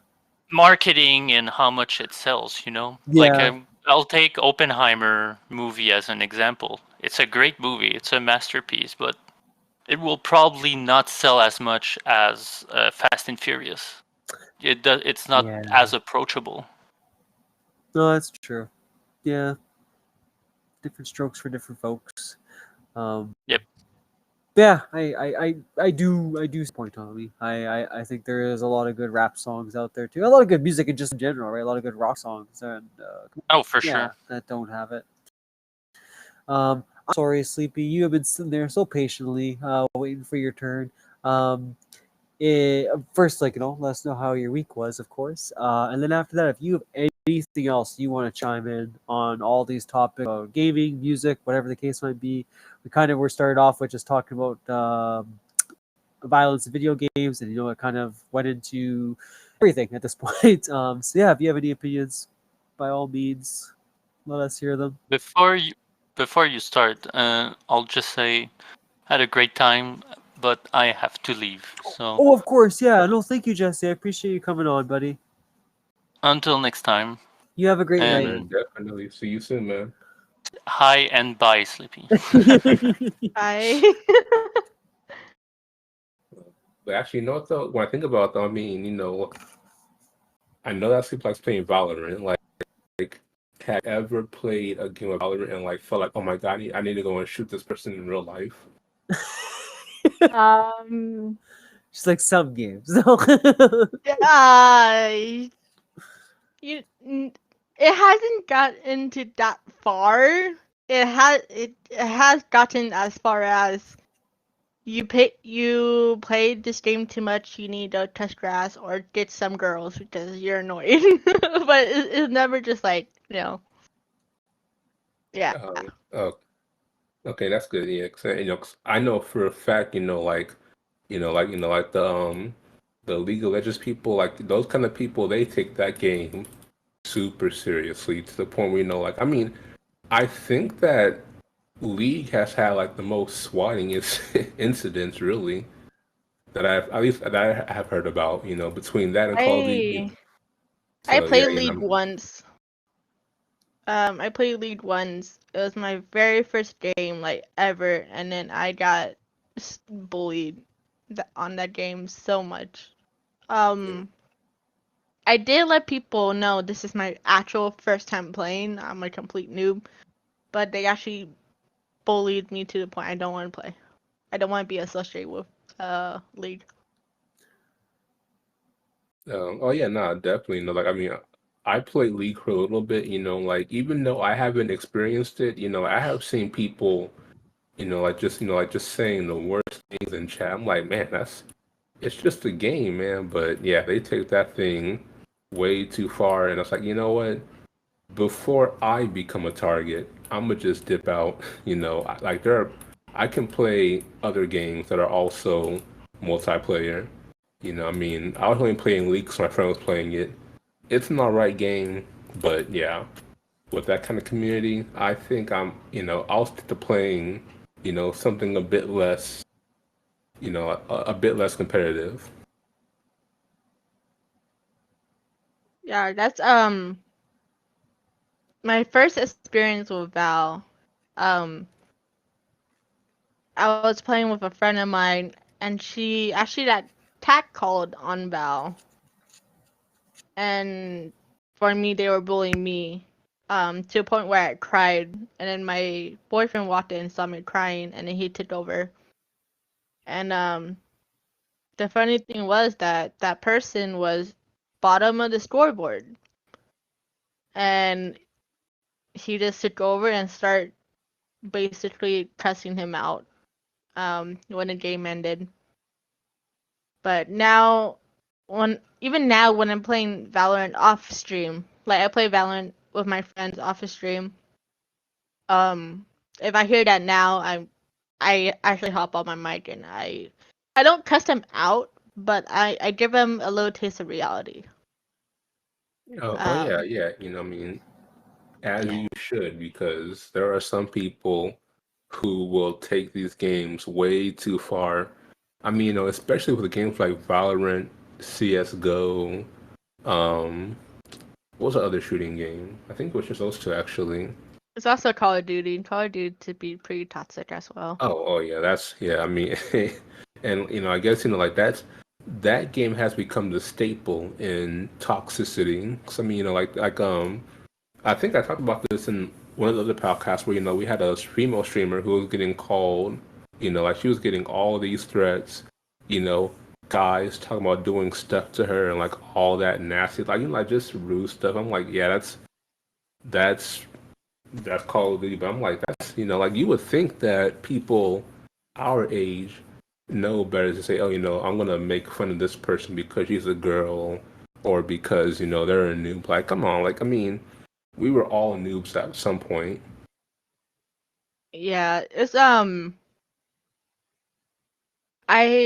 also experienced, with Valorant too. All my experiences with Valorant. But my team was an unrated game, and this is before I started streaming. That everyone's like hi hi, and I hopped in. I'm like hi, and then like one of the guys in there was like, "Are you a girl?" I'm like, "Yeah." What's the big deal? And they're like, "All right, guys, GG's." And we at the end of by the end of the game, we still won, and I was on top of the scoreboard.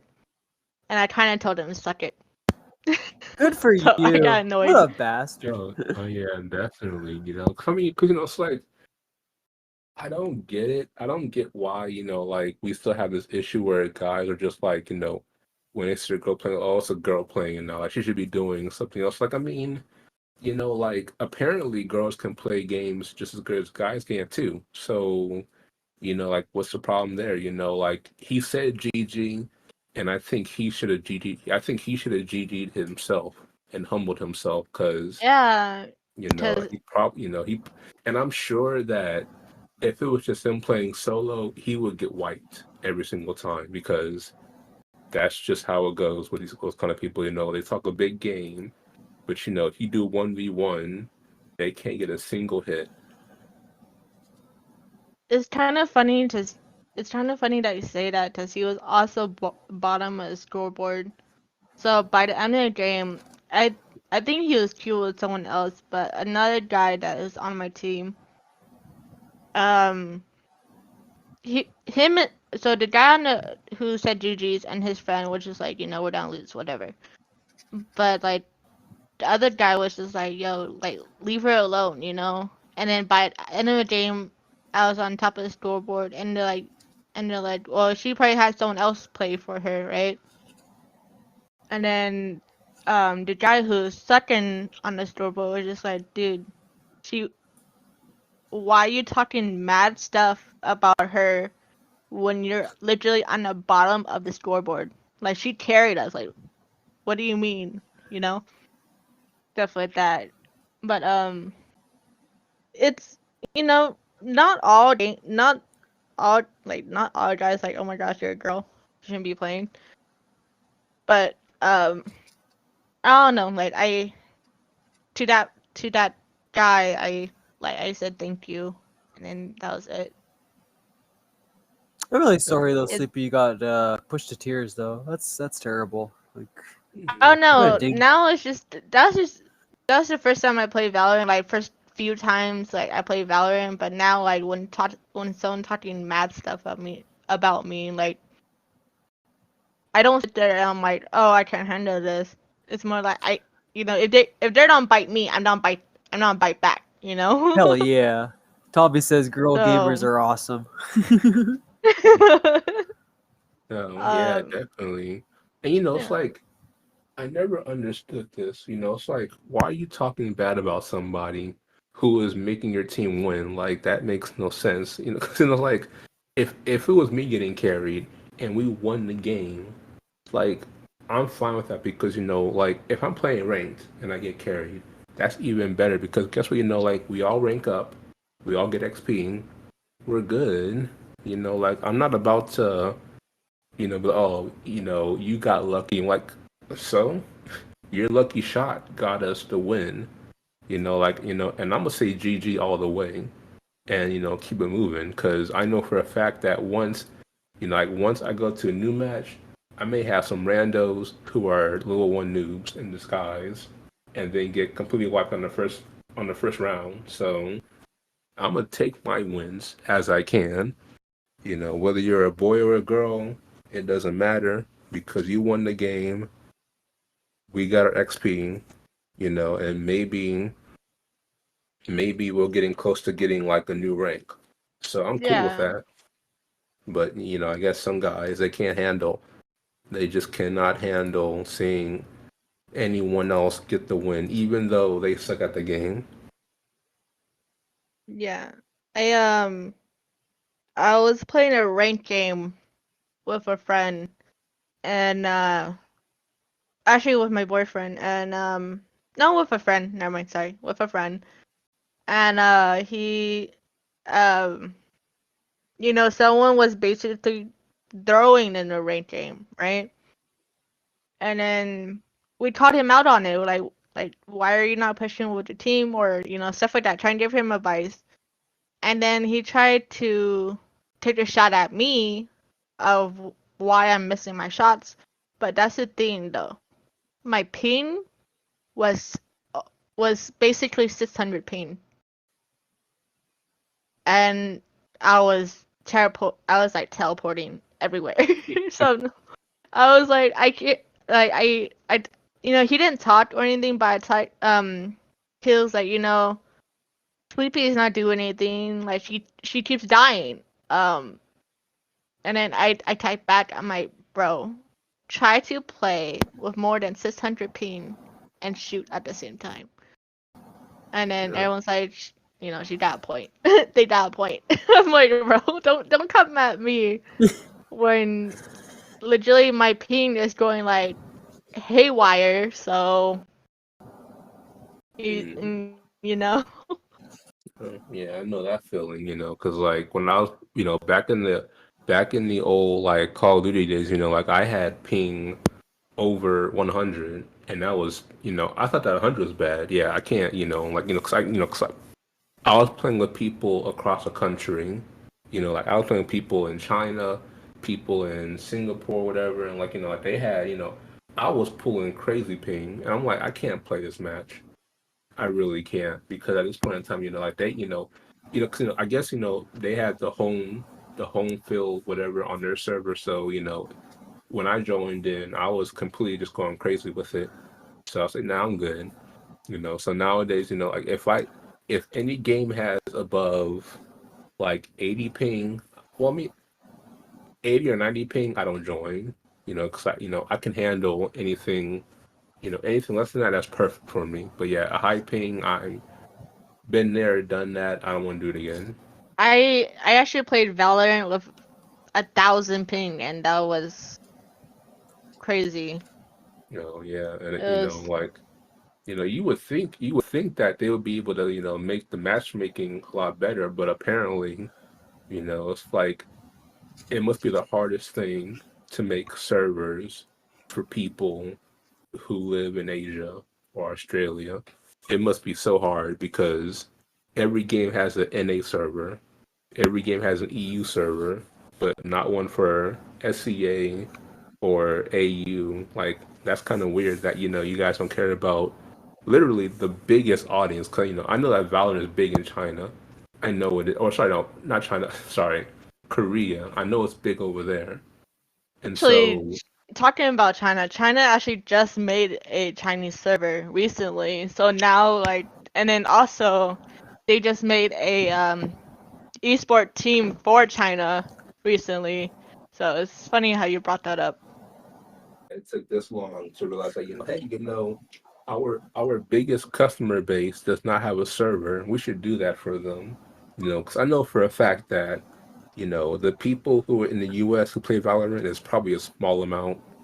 And I mean, like, like maybe, yeah, like it's like maybe a penny compared to the millions of dollars over there. Because, we just, I just don't play Valorant. It looks fun, but I mean, I think that for most of us, we kind of been, we're kind of sticking with CS:GO because like that's been kind of the thing. But yeah, China, Korea, like they have hundreds of CS:GO, Valorant type games. So, to them it's like picking candies. Tommy added on a few notes to what you guys were talking about. So he was just saying earlier to people who get angry at video games that video games can be a stress relief, but if you're getting angry at the game, then it's a game you shouldn't be playing because the anger is stressful, which I completely agree. He's just adding on to your point there with some of the Valorant players, Sleepy, that some people can be obsessed with being the best, but they have to realize that at one point, you're going to meet your better. So like why bother to stress out that much about being the best player in the game? Because yeah, it's true. At one point, you're going to meet someone that's going to be better than you. Oh yeah, Yeah. I've been in unrated lobbies with freaking immortal players, radiant players, and Yeah. I'm like, and like they're annoying to play against. I tell you that now. They're annoying with this. They're crazy with those headshots. but I look at it as you gain experience. If you're like, okay, what are they doing to get first thing, what are they doing to get to the rank they are at currently? Also like crosshair place, what type of crosshair placement are they doing, Yeah, like or he's saying like towards like the guy that was being mean to you. Like, what was the point of even of responding that way? Because eventually, at one point, that dude is going to meet people that are better than him. You know what they are, or you know where they come from. he's just mad. Yeah, He's just mad because he got top off of the store like from a girl. So I'm just like, okay. from an experienced Even player. no, not really. But I had when I was streaming, I had a viewer and I was playing Valorant. I had a viewer that was just like, like why you missing your shots? I'm like, oh my god, like stuff like that. I'm just like, dude. I'm like, I don't know if you know. I don't know if you read my bio, but I play it for fun. Like, Yeah, I'm playing it for fun. I don't care if I miss like my YouTube make fun of me. Like I tell every new viewer this. I'm just every time they come in like, hey, I'm new or like hi, I'm like, the typical welcome, introduce yourself as a streamer. And I'm just like, feel free to make fun of me because I know I miss a lot, I whiff a lot. I laugh at myself, like how you guys were talking about earlier. I laugh at myself, my friends laugh at me. But that particular viewer is just like gaslighting me, and I was like, and every time they type something, I kind of ignored it. I was like, whatever. I Like, what? feel yeah. But in my head, I was just like, why the fuck are you in my stream? Get the fuck out of here, Yeah, like I have people Um, like do it like sometimes in my and I'm sure like pizza has it too, right? Where you're playing a game and then they try to tell you to play that game that certain way, and it's like, bro, just shut up. Like let me Oh yeah, let me yeah. equip what I want, let me shoot who I want. Like I'm playing the game right now. yeah, so, but the only time I actually responded was just like, oh, I gotta go. I'm alright. I hope you have a good day, Yeah. good night, whatever, just like, Oh yeah, mm. I mean, and maybe this will teach him that look, if you want to play the game a certain way, then you play the game a certain way. Anonymous viewer, like you have money, you can go and buy the game yourself and play it, and let me know how your strategy went, and then maybe if you are getting further than I am, maybe I'll take it. But until then, it's like it's my game. I mean, like I bought it to play it this certain way. If I want help, I will ask for it. That Yeah, kind of thing. so true, right? Especially have like big Yeah, games like Skyrim and Red Dead. I hate people will go like, "Oh, I borrowed that side quest. It's stupid and pointless." It's like, yeah, well, I kind of want to see what the story's gonna be about. Like, I don't care if it is Oh stupid and yeah, pointless. yeah. yeah, Like this. If it does suck, I will say, you know what, man, you're right. It did kind of suck, and then that's it. We'll agree on it, and then we'll be done with it. But who knows? Maybe that boring side quest is fun to me because it has uh, it has a satisfying intro or ending. Like you don't know. I mean, it could be something good, and you're just saying it's boring because maybe you're a boring person. Yeah, I yeah. mean, like like I know, like growing up, like when I told my mom that I'm bored, she was saying you're a boring person. I'm like, okay, that's fine. And I mean, it's like she's not wrong. 'Cause, I met people who say I am so bored, and it's like when I say let's have some fun, like their idea of fun is just doing nothing. So it's like, what's the point of you saying that, man? You're doing nothing right now. that's so smart. I like that. That is a good line. Oh yeah. Oh, but yeah. Honestly, I say that too. I say that I'll be laying down in bed and like I call up a friend. I'm like, I'm bored. They're like, well, you know, like what can we do to fix you not being bored? And I'm just like, I don't know. And they're like, heading out all these solutions for me to not be bored. And like, nah, I don't want to do any of that. And they're like, well, stay bored then. Yeah, yeah. Sucks to be you. Yeah, Yeah. basically, he's like, sucks to Exactly. suck. I'm just like, oh my god. And then Oh. it's just funny. Just like, I don't know, my friends and I known each other long enough where they're like, some of them, they're just like, they're like, why are you having an attitude? Or they're like, why are you being a B word? I'm like, because I want to, To go back to what you guys were talking about earlier about, like, I was reading Tommy's comments, and I was like, I'm okay with people making fun of me or talking bad about me. Like, I should take it. I don't care. It's like I had someone years ago that was like my bully basically, like back in middle school or elementary school, more like middle school. They bullied me because I was in ESL. I don't know if you guys know what ESL is. English speaker learner basically. Oh yeah, Okay. English is a second language. Yeah, I have some kids who are Yeah, ESL. yeah. So they bullied me because I was in ESL, even though I was born here in the U.S. I partake in more of my native tongue than English. See, I never get So that. Like, it's like you know two languages. Like, you've already have the advantage. Like, what do you like?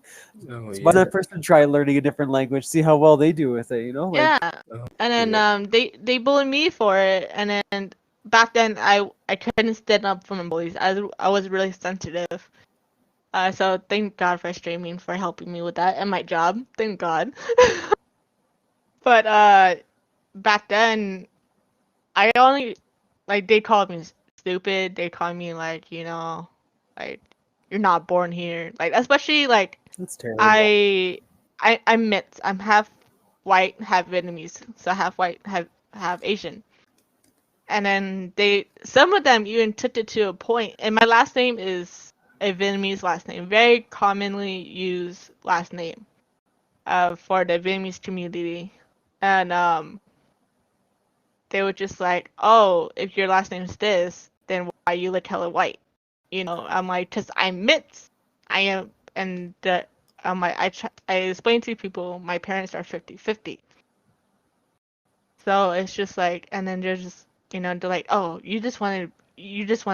you sure you're not adopted? Or like, are you sure that you don't want to be like part of the Asian community? That's why I'm like, bro, what? How Oh can I my god. try to be a part of something when I am a part of it? I am in part of two communities. Um, but also, hi, bestie. But yeah, no, it's just crazy. But even when I back then when I was in ESL, like people made fun of me, like, oh, you can't speak English correctly. Even now, my English is very limited because I speak my native tongue more at home. But even then, it's just like, but now it's more positive. It's like, oh my gosh, you have an Asian accent. Um, like, where are you from? I'm like, well, I was born in the U.S., but my family is from Vietnam. Um, but yeah, stuff like that. I don't know. No, I mean, I'm I think you do rambling. awesome. Like, I mean, you've been on many podcasts, and I've been on your stream lots, right? Like I said, if I had to learn a different language, I'd still be fucking learning that shit at the beginner level. Let me tell you, because it would take a long time. Like, there's a reason mine doesn't know French, and he probably should at this point in his life. But I mean, I should know French. I'm kind of part French from my white side, so I mean, French I and should English is probably all know it part, too. and I don't know French, so I'm not doing my country very proud right now. Yeah. But yeah. Try to cut it short, guys. I gotta head out real quick. Gotta take care of some business over here and get some food, and so Of that's course. it for Thanks, it Pizza, for now. sharing all of your thoughts. So I appreciate it, buddy. Oh yeah, of course. Oh yeah, and also to answer Tommy's, well, I guess to respond to Tommy's kind of prompt about the whole difficulty thing. I love Dark Souls, and so like if that, you know, Michael says I'm a cool person, and I play Dark Souls. So if that doesn't tell you anything about me, then then yeah, I'm a very patient person, Dark and I Souls is love being amazing. punished. Well, video game wise, of course, not physically. Don't I bruise easily, but I do like playing Dark Souls. So yeah, that's it, man. But yeah, I am out of here. Nice talking to you guys. Sorry, I missed you, Jimmy. I mean, I know you just came in here, but It's all unfortunately, good. it's It's all just good. those things. But I will catch you all in the chat, and I'll see y'all soon. Have a All good right, night. buddy. Have a great one. Bye. Of course, y'all too. Um, so before I pass the virtual mic to Jimmy, Sleepy, anything else you wanted to add on? Because I know you didn't get a chance to really wager dudes on the subject that we were talking about. Was there anything you wanted to voice on there that you felt was important as well, or you just want to agree? Like For violence in video games. music. Yeah, it could be the For music. val- It could be music. It could be okay. the violence in video games. It could be any of that stuff that we were talking about, right? Because I mean, there was some parenting questions in there too. So Yeah. depending on how you'd want to raise your kids. So for the violence in video games, honestly, in the future, if I ever have a child and they play violent game, it has to be, for me, it would be at a certain age. If they want to play a violent game at the age of 8, I'm like, no, because young kids like that are easily influenced by what they see or what they hear. If they probably like 14, 15, sure, why not? You can't protect your kids from the impurities of the world anyways. So a lot they don't take it outside of the home. Like I told my boyfriend this, like if we ever get married and have kids, I don't care what they do, or like I don't care if they cuss at home. Along they're like teenagers, actual teenagers, they could cuss. It doesn't matter. I don't care. But don't or just don't they typically they okay, let me word this. They typically playful, not hurtful, if that makes sense. Like if they're saying it as in plain way, sure. I do it I do it all the time. I say bad words in a playful way. Yeah, I think you'd be around the same wavelength. That's how I kind of felt about the situation too. If I had a kid. Yeah, like honestly, violent games you can't protect your kids forever. They don't know stuff. They don't figure out stuff. If I ever become a parent myself, I want to be open with my kids. I want them to be able to talk to me about really sensitive topics, not hide it from me. Because, sorry, mom, but not sorry. It was difficult talking to her at a very young age because I felt like she wouldn't understand because she grew up in Vietnam. So, and then, there's no easy connection to talk about sensitive topics. But now I'm older, I could talk to her about anything. But I wish I had that already open communication with my mom already, or just be like more talkative about it. I know she won't understand, but I like try and make help her understand what I was going through during that time. But now she's my best friend. I literally call her at work today because it was slow and I was bored. I get So, that. I totally get that. That's kind of how it worked um, for me and my mom too. Um, but I mean, yeah, you're right. When at a younger age, it was hard to have those kind of conversations. yeah, and then for music, for cussing in music, it is what it is. Honestly, you can't stop that. Like, um, there to be clean versions, which is nice.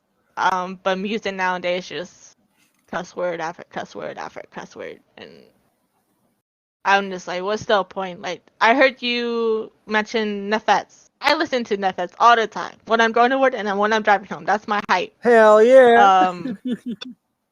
And it's just like, he cusses, right? But it has a meaning behind it. He Yeah. talked about like real life stuff, like real emotions that people go through. So, And I gotta but say, pizza really blew my mind too when he brought up kids pop. I thought that was just a Canadian thing. oh my That it god, was an American one. That's awesome. I had kids pop. I literally had kids pop Oh, in my that's so household. good. Like it was amazing. I'm like, I thought I was so cool. I know, right? They were like my inspiration to be like, I want to do this one day. You know, I want to sing with a whole bunch of other kids. That's like, that sounds amazing. Yeah. But yeah, that's besides that. Besides being on top of it, I've just been working and trying to get back into streaming more, and just building my individual community. Like I met some really cool streamers through the Juggernaut stream yesterday, and like that's awesome. Everyone, I feel like everyone I meet that is either from Jimmy's stream or your stream or the Juggernaut stream, it's just like everyone's just so cool. Everyone is like amazing. Not only I love my own community. I'm not only saying that because you guys are in my community too. I actually love my own community, and also just love everyone. In your community, mindful, everyone's is great. So far with my streaming, with my experience with streaming, it's been a huge positive one, and I love it. It's great. But yeah, and that's No, that's a good point. I think that's the best way to do it, right? Just kind of get a sample of everyone's, or even future streamers that you might meet in their communities too. I think it's honestly the best way to grow it, right? And that's kind of the objective behind what I was doing. Right? I was just trying to find a bunch of streamers, and just get everyone to group up and hopefully meet some more friends, meet some more people that share the same interests as you. I'm excited for you to get more free time. I totally get it. I know you've been busy as all heck, and you've had one hell of a year so far. Hopefully the rest. yeah. Hopefully the rest of the half of the year kind of slows down so you can actually enjoy those streaming moments again. Yeah, it's just, and then I have like a few heartbreaks, not in my personal, but like other like big YouTube out there. I don't know if you guys know what VTubers are, but there's a company that's really great with VTubing, and then one of my favorite VTubers is leaving that company, which makes me sad. Aww. Because that person actually introduced me to VTubing, but it's okay because he's done grow and better himself. So just wish him all the best. That's all. That's As nice, his yeah. fan, as you know, in his community, I wish him the best. Of course. All right, Jimmy. It's been a long podcast, so there are so many things. But of course, get your moment to shine as well too, and let us know what you past week. But yeah, like I said, as a future dad, I know. I'm sure you Right. have a few comments on things that you might think is It's- appropriate for your kid and all that. So yeah, just It's getting close, Jimmy. I Close, know. close. Your daughter's know. gonna be close. 3 Your months daughter's away. close. Oh, I'm so excited. I'm so excited. Still, fingers crossed. Halloween, baby. Let's make it happen. Yes, birthday twin. Yes. So, what I've been up to is working my ass off. But also, when I do get a little bit of time here and there, I've been playing Exoprimal, which I've been having a blast with. We just finished the story tonight, actually. So it's 100% complete. Now I just have to get the 6 trophies left to get the platinum. So Woo, way to go, buddy. thank you.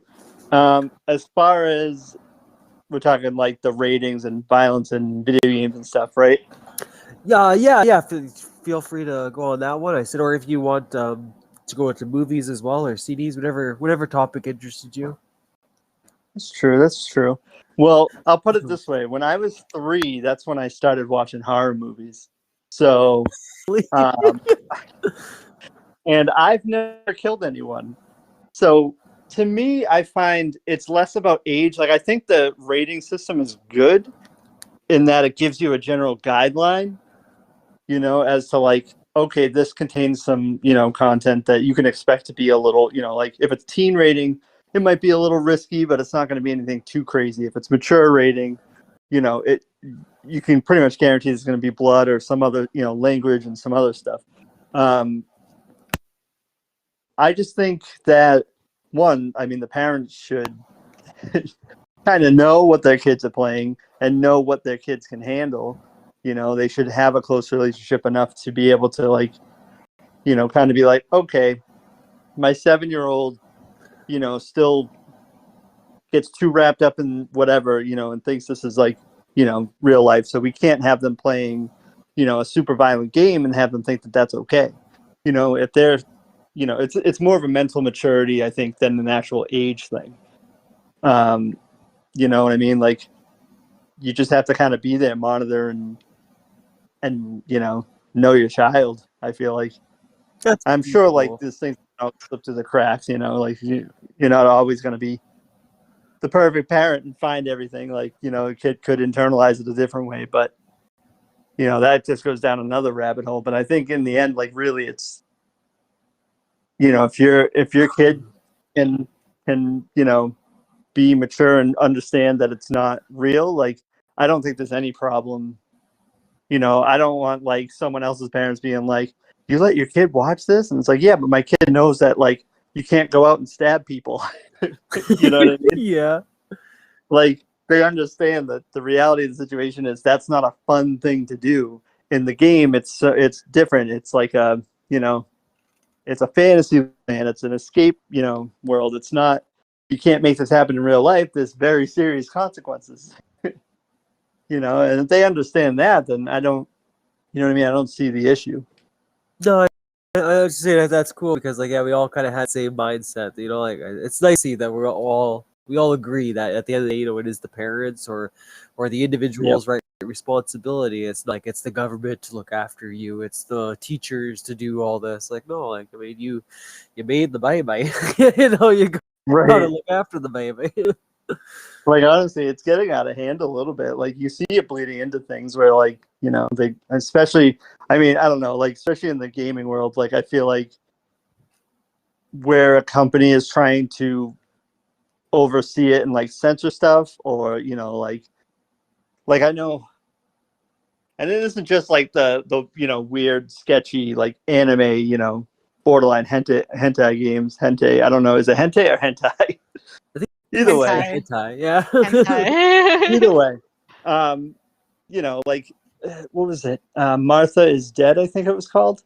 Okay. Had a thing where they had to take out the button interactions for a certain scene because it was very like it was a graphic scene where I think the person's like the player's cutting off someone's face.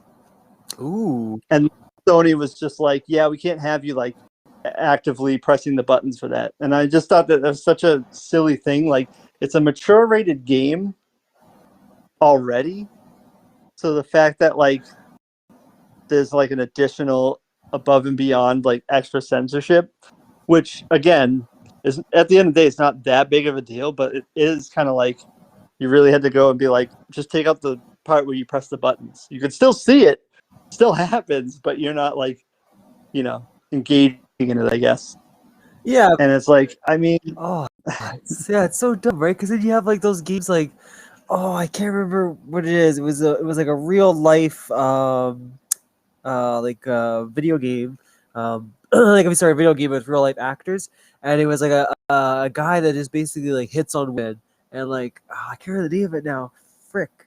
But anyway, it was like a whole game of that. Or there's even like what's his name, Leisure Larry, or like Mr. Mosquito, right, where you literally like suck blood from a girl's boob. Like, yeah, I don't know. I agree with you, Jimmy. Like it's just so dumb. Like you're gonna pick violence, but everything else is totally fine. Like right. Well, it's just funny because it's like you already have the rating system there. You don't need an additional rating system because, like, again, it should be like if your kid is getting a hold of mature rated games and you don't want them playing it, that's kind of on you as the parent. It isn't on Sony, the company, or like whatever company. It's not on, the ratings board to be like, your kid shouldn't be having this. But now they're going to go that extra mile and supersede like the developers and be like, yeah, no, like obviously there's exceptions. Like there's obvious things that you can't do.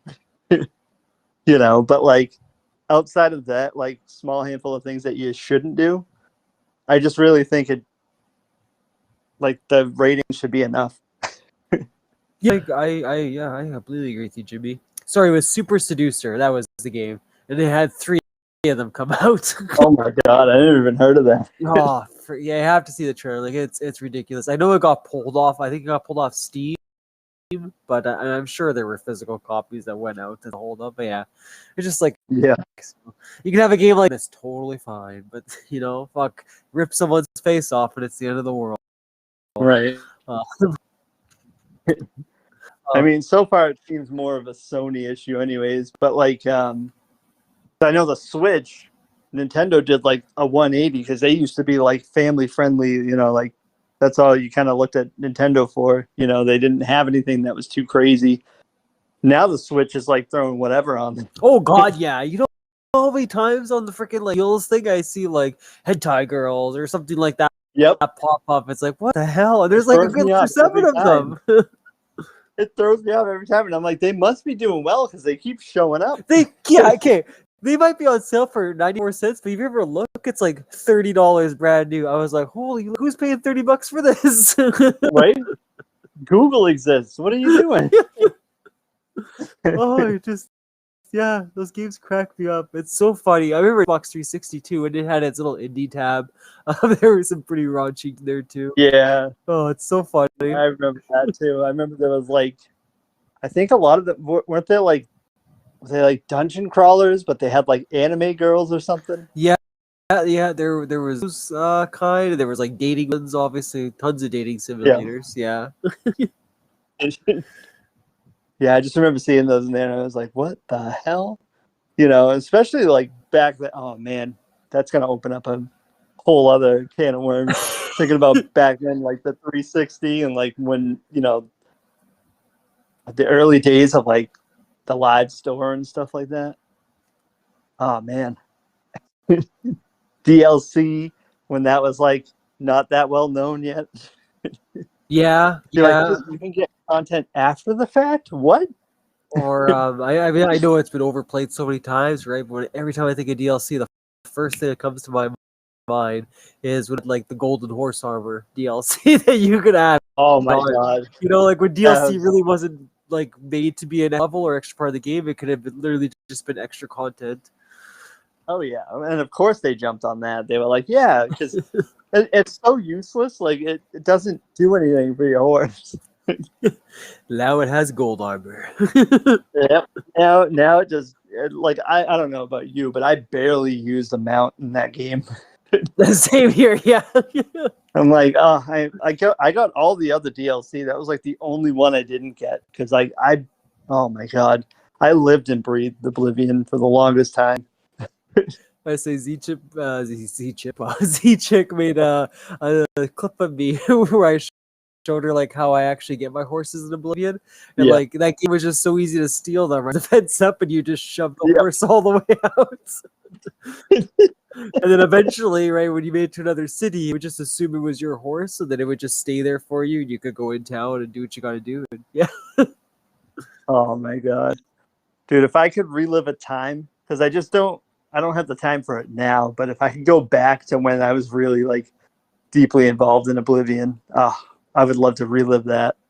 I know. I know. Like some games, like again, shout out to Z-Chick, that she's brought up where she's like, I knew nothing. I saw no trailers on this game and everything. It's just like, man, like your experience, like you don't understand how pure that is. Like, yeah, not even a trailer.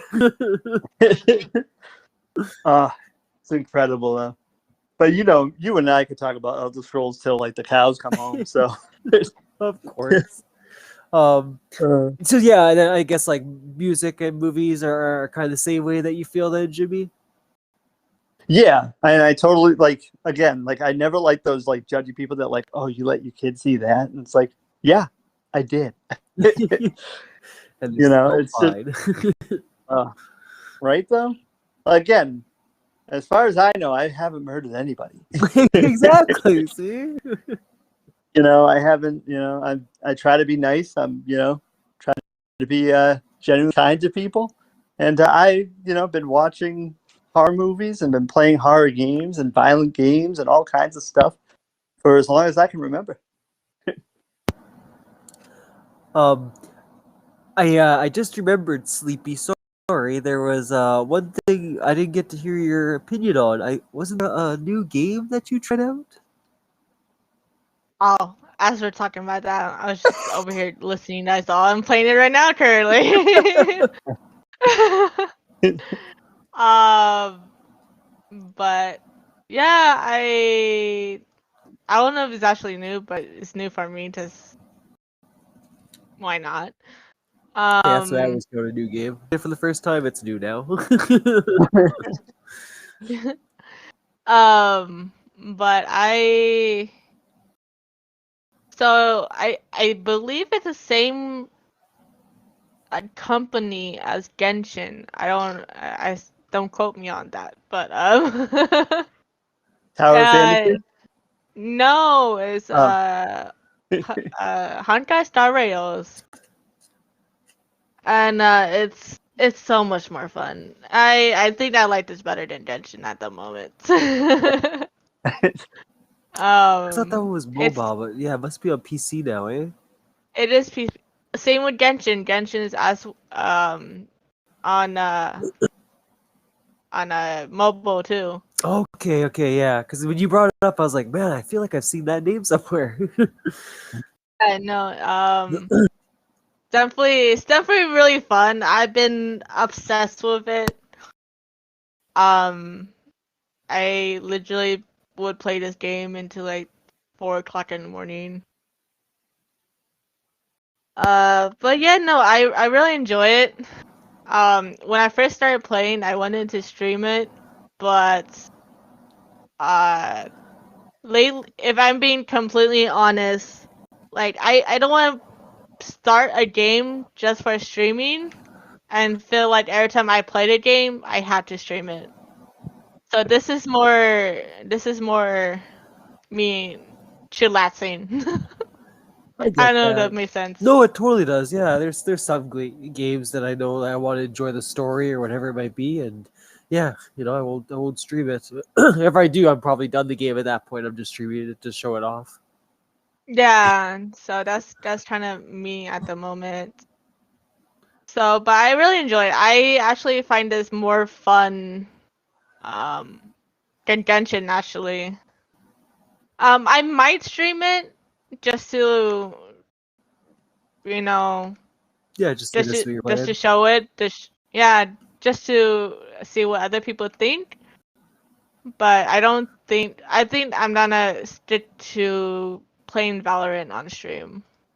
But I don't know yet. We'll see. Let's see if my internet to handle streaming and gaming. Um, but yeah, No, I think that's a good idea, Sleepy. I totally. And it's plus, too, you said you it's met a a lot really of pretty people, game. right, playing Valorant, so you got a good community going on. Yeah, and this is also a really pretty game. I love I love how they fight and everything is just really pretty. I don't know. I might show it off. Um, maybe tomorrow actually. We'll see. I don't know. Ooh. But we'll see. It's still a work in progress at the moment. Um, But yeah. Well, if you guys don't mind, I know it's been a long podcast, but my final thing, my little fun thing at the end of the podcast was I think we've talked a lot of seriousness about the maturity thing, so let's spin that table around and tell me about that item that you were able to movie, game, whatever it was that at that age you shouldn't have probably got, but you managed to trick your mom or dad, or you just bought it on your own and snuck it into the house. Um, I can remember for me, I think the most memorable thing that I've done as far as like maturity level was is I tried to sneak my mom's friend a CD to burn for me because back then that's what you did, man. You downloaded Napster, LimeWire, you made your album. We didn't have a CD burner, so anyway, our friend did, and then I didn't realize that our friend had to listen to all the songs first to make sure they were the right quality. Yeah, and then she went back to my mom. Like I had Limp Bizkit on there, like hot dog flavored water CD. Like if you ever listen to that album, I was swearing and ridiculousness. But yeah, like I liked corn back then and all that shit, right? So yeah, she was all worried. She told my mom. My mom sat me down and had this whole serious talk. I was like, Mom, it's really not that bad. Like, it's not that bad of songs. I'm sure if she listens to this podcast, she'll remember that moment. But yeah, I definitely got a big talk to you that day about and all that and what I should be listening to. Oh my god. But yeah, I was just curious, if you guys had any funny moments of things that you got that you probably shouldn't have had in your life. I got a couple. Oh yeah. So one was my grandfather, who was a cop, ended up buying me Grand Theft Auto 3. And I just thought that was like the funniest thing because, my grandfather was a cop. And it was just like I kept telling my friends, I'm like, yeah, and my grandfather bought it for me. And I'm just looking at it like, I can't believe he did that. Does he even know what this game is? Like he doesn't know what this game is, or he's giving the best life lesson ever. Exactly. The other one was I can't remember which Eminem CD it was, but my other grandfather went and picked it up. My sister got the edited version, and I got the uncensored version. And I just remember, oh man, there was so many filthy songs on it too. It might have been, it could have been the Eminem show, but I don't know. It was so long ago. I can't remember which one it was. Did you feel like such But a I know badass my too, mom like did. listening to it on your Walkman and thinking you actually got away with it? It's like you have no idea what he's saying right now. Right? Ooh, that just reminded me. I got the aunt got me the Chef South Park album, the soundtrack, and I was at one of my sister's like dance rehearsals one time, and like, my mom was there, and like she's friends with the other moms or whatever, and one of them came over and was like, "What are you listening to?" And they take it, and I just happened to be hearing the song "Chocolate Salty Balls," and the lady's face. She goes, "Do you know what your son's listening to?" And my mom had no idea until she saw it, and she was like, "Are you serious?" And oh my god, she was gonna kill my aunt. It was great. What about you, Sleepy? For me, it's hard because I grew up in an Asian family, so like it's pretty strict. It's pretty hard to She's like, I snuck get nuts around again. stuff. I'm trying to think. My siblings rent. I don't know if I'm having a throwback right now, but or it might be a NorCal thing. We had to watch movies, right? We would rent movies from like Blockbuster, Okay. and my siblings bought rented a movie that has very adult scenes, and they watched it in the living room, and I watched it with them. My mom came home, was just like, "What are you guys watching?" And she saw me watching it with her, with my siblings, and kind of yelled at my siblings for like showing me very graphic adult scenes at a very young age. And they were just like, she's gonna find out eventually, so why not show it her now? I get that. But that's basically it. It's really hard to not let my mom see anything till she was like really on top of all of that. So that's the only moment I had to actually think of. Oh yeah, my mom was like, I don't know, my mom was lenient on some stuff, but yeah, she was pretty strict on some other things. I mean, obviously good intentions because it turned me out pretty decent, somewhat most of the part. But like I totally had one of those moments too sleepy. I think it was one of my friends' either 11th or 12th birthday, and anyway, in Silent Bob, because we went to Blockbuster, and his mom was getting the movies for the night. And he just kind of like threw that one, so I'll just kind of see what's gonna happen. And yeah, like, oh man, that moment just changed my life. That was literally the best movie I ever watched as a young kid because it was just funny. Like the humor just clicked with that, age group, I guess, at that time. But yeah, I remember I told my mom, but she got so mad and she was like, "I'm gonna talk to his mother. What was he doing, making you guys watch movies like that?"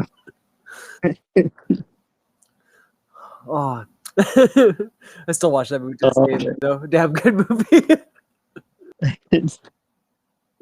But yeah, thank you guys so much. I appreciate you all hopping on, and Jimmy, thank you for joining at the end. Love it, buddy. Yeah, Appreciate you having me. Yeah, of course, buddy. It's always a great time talking to you.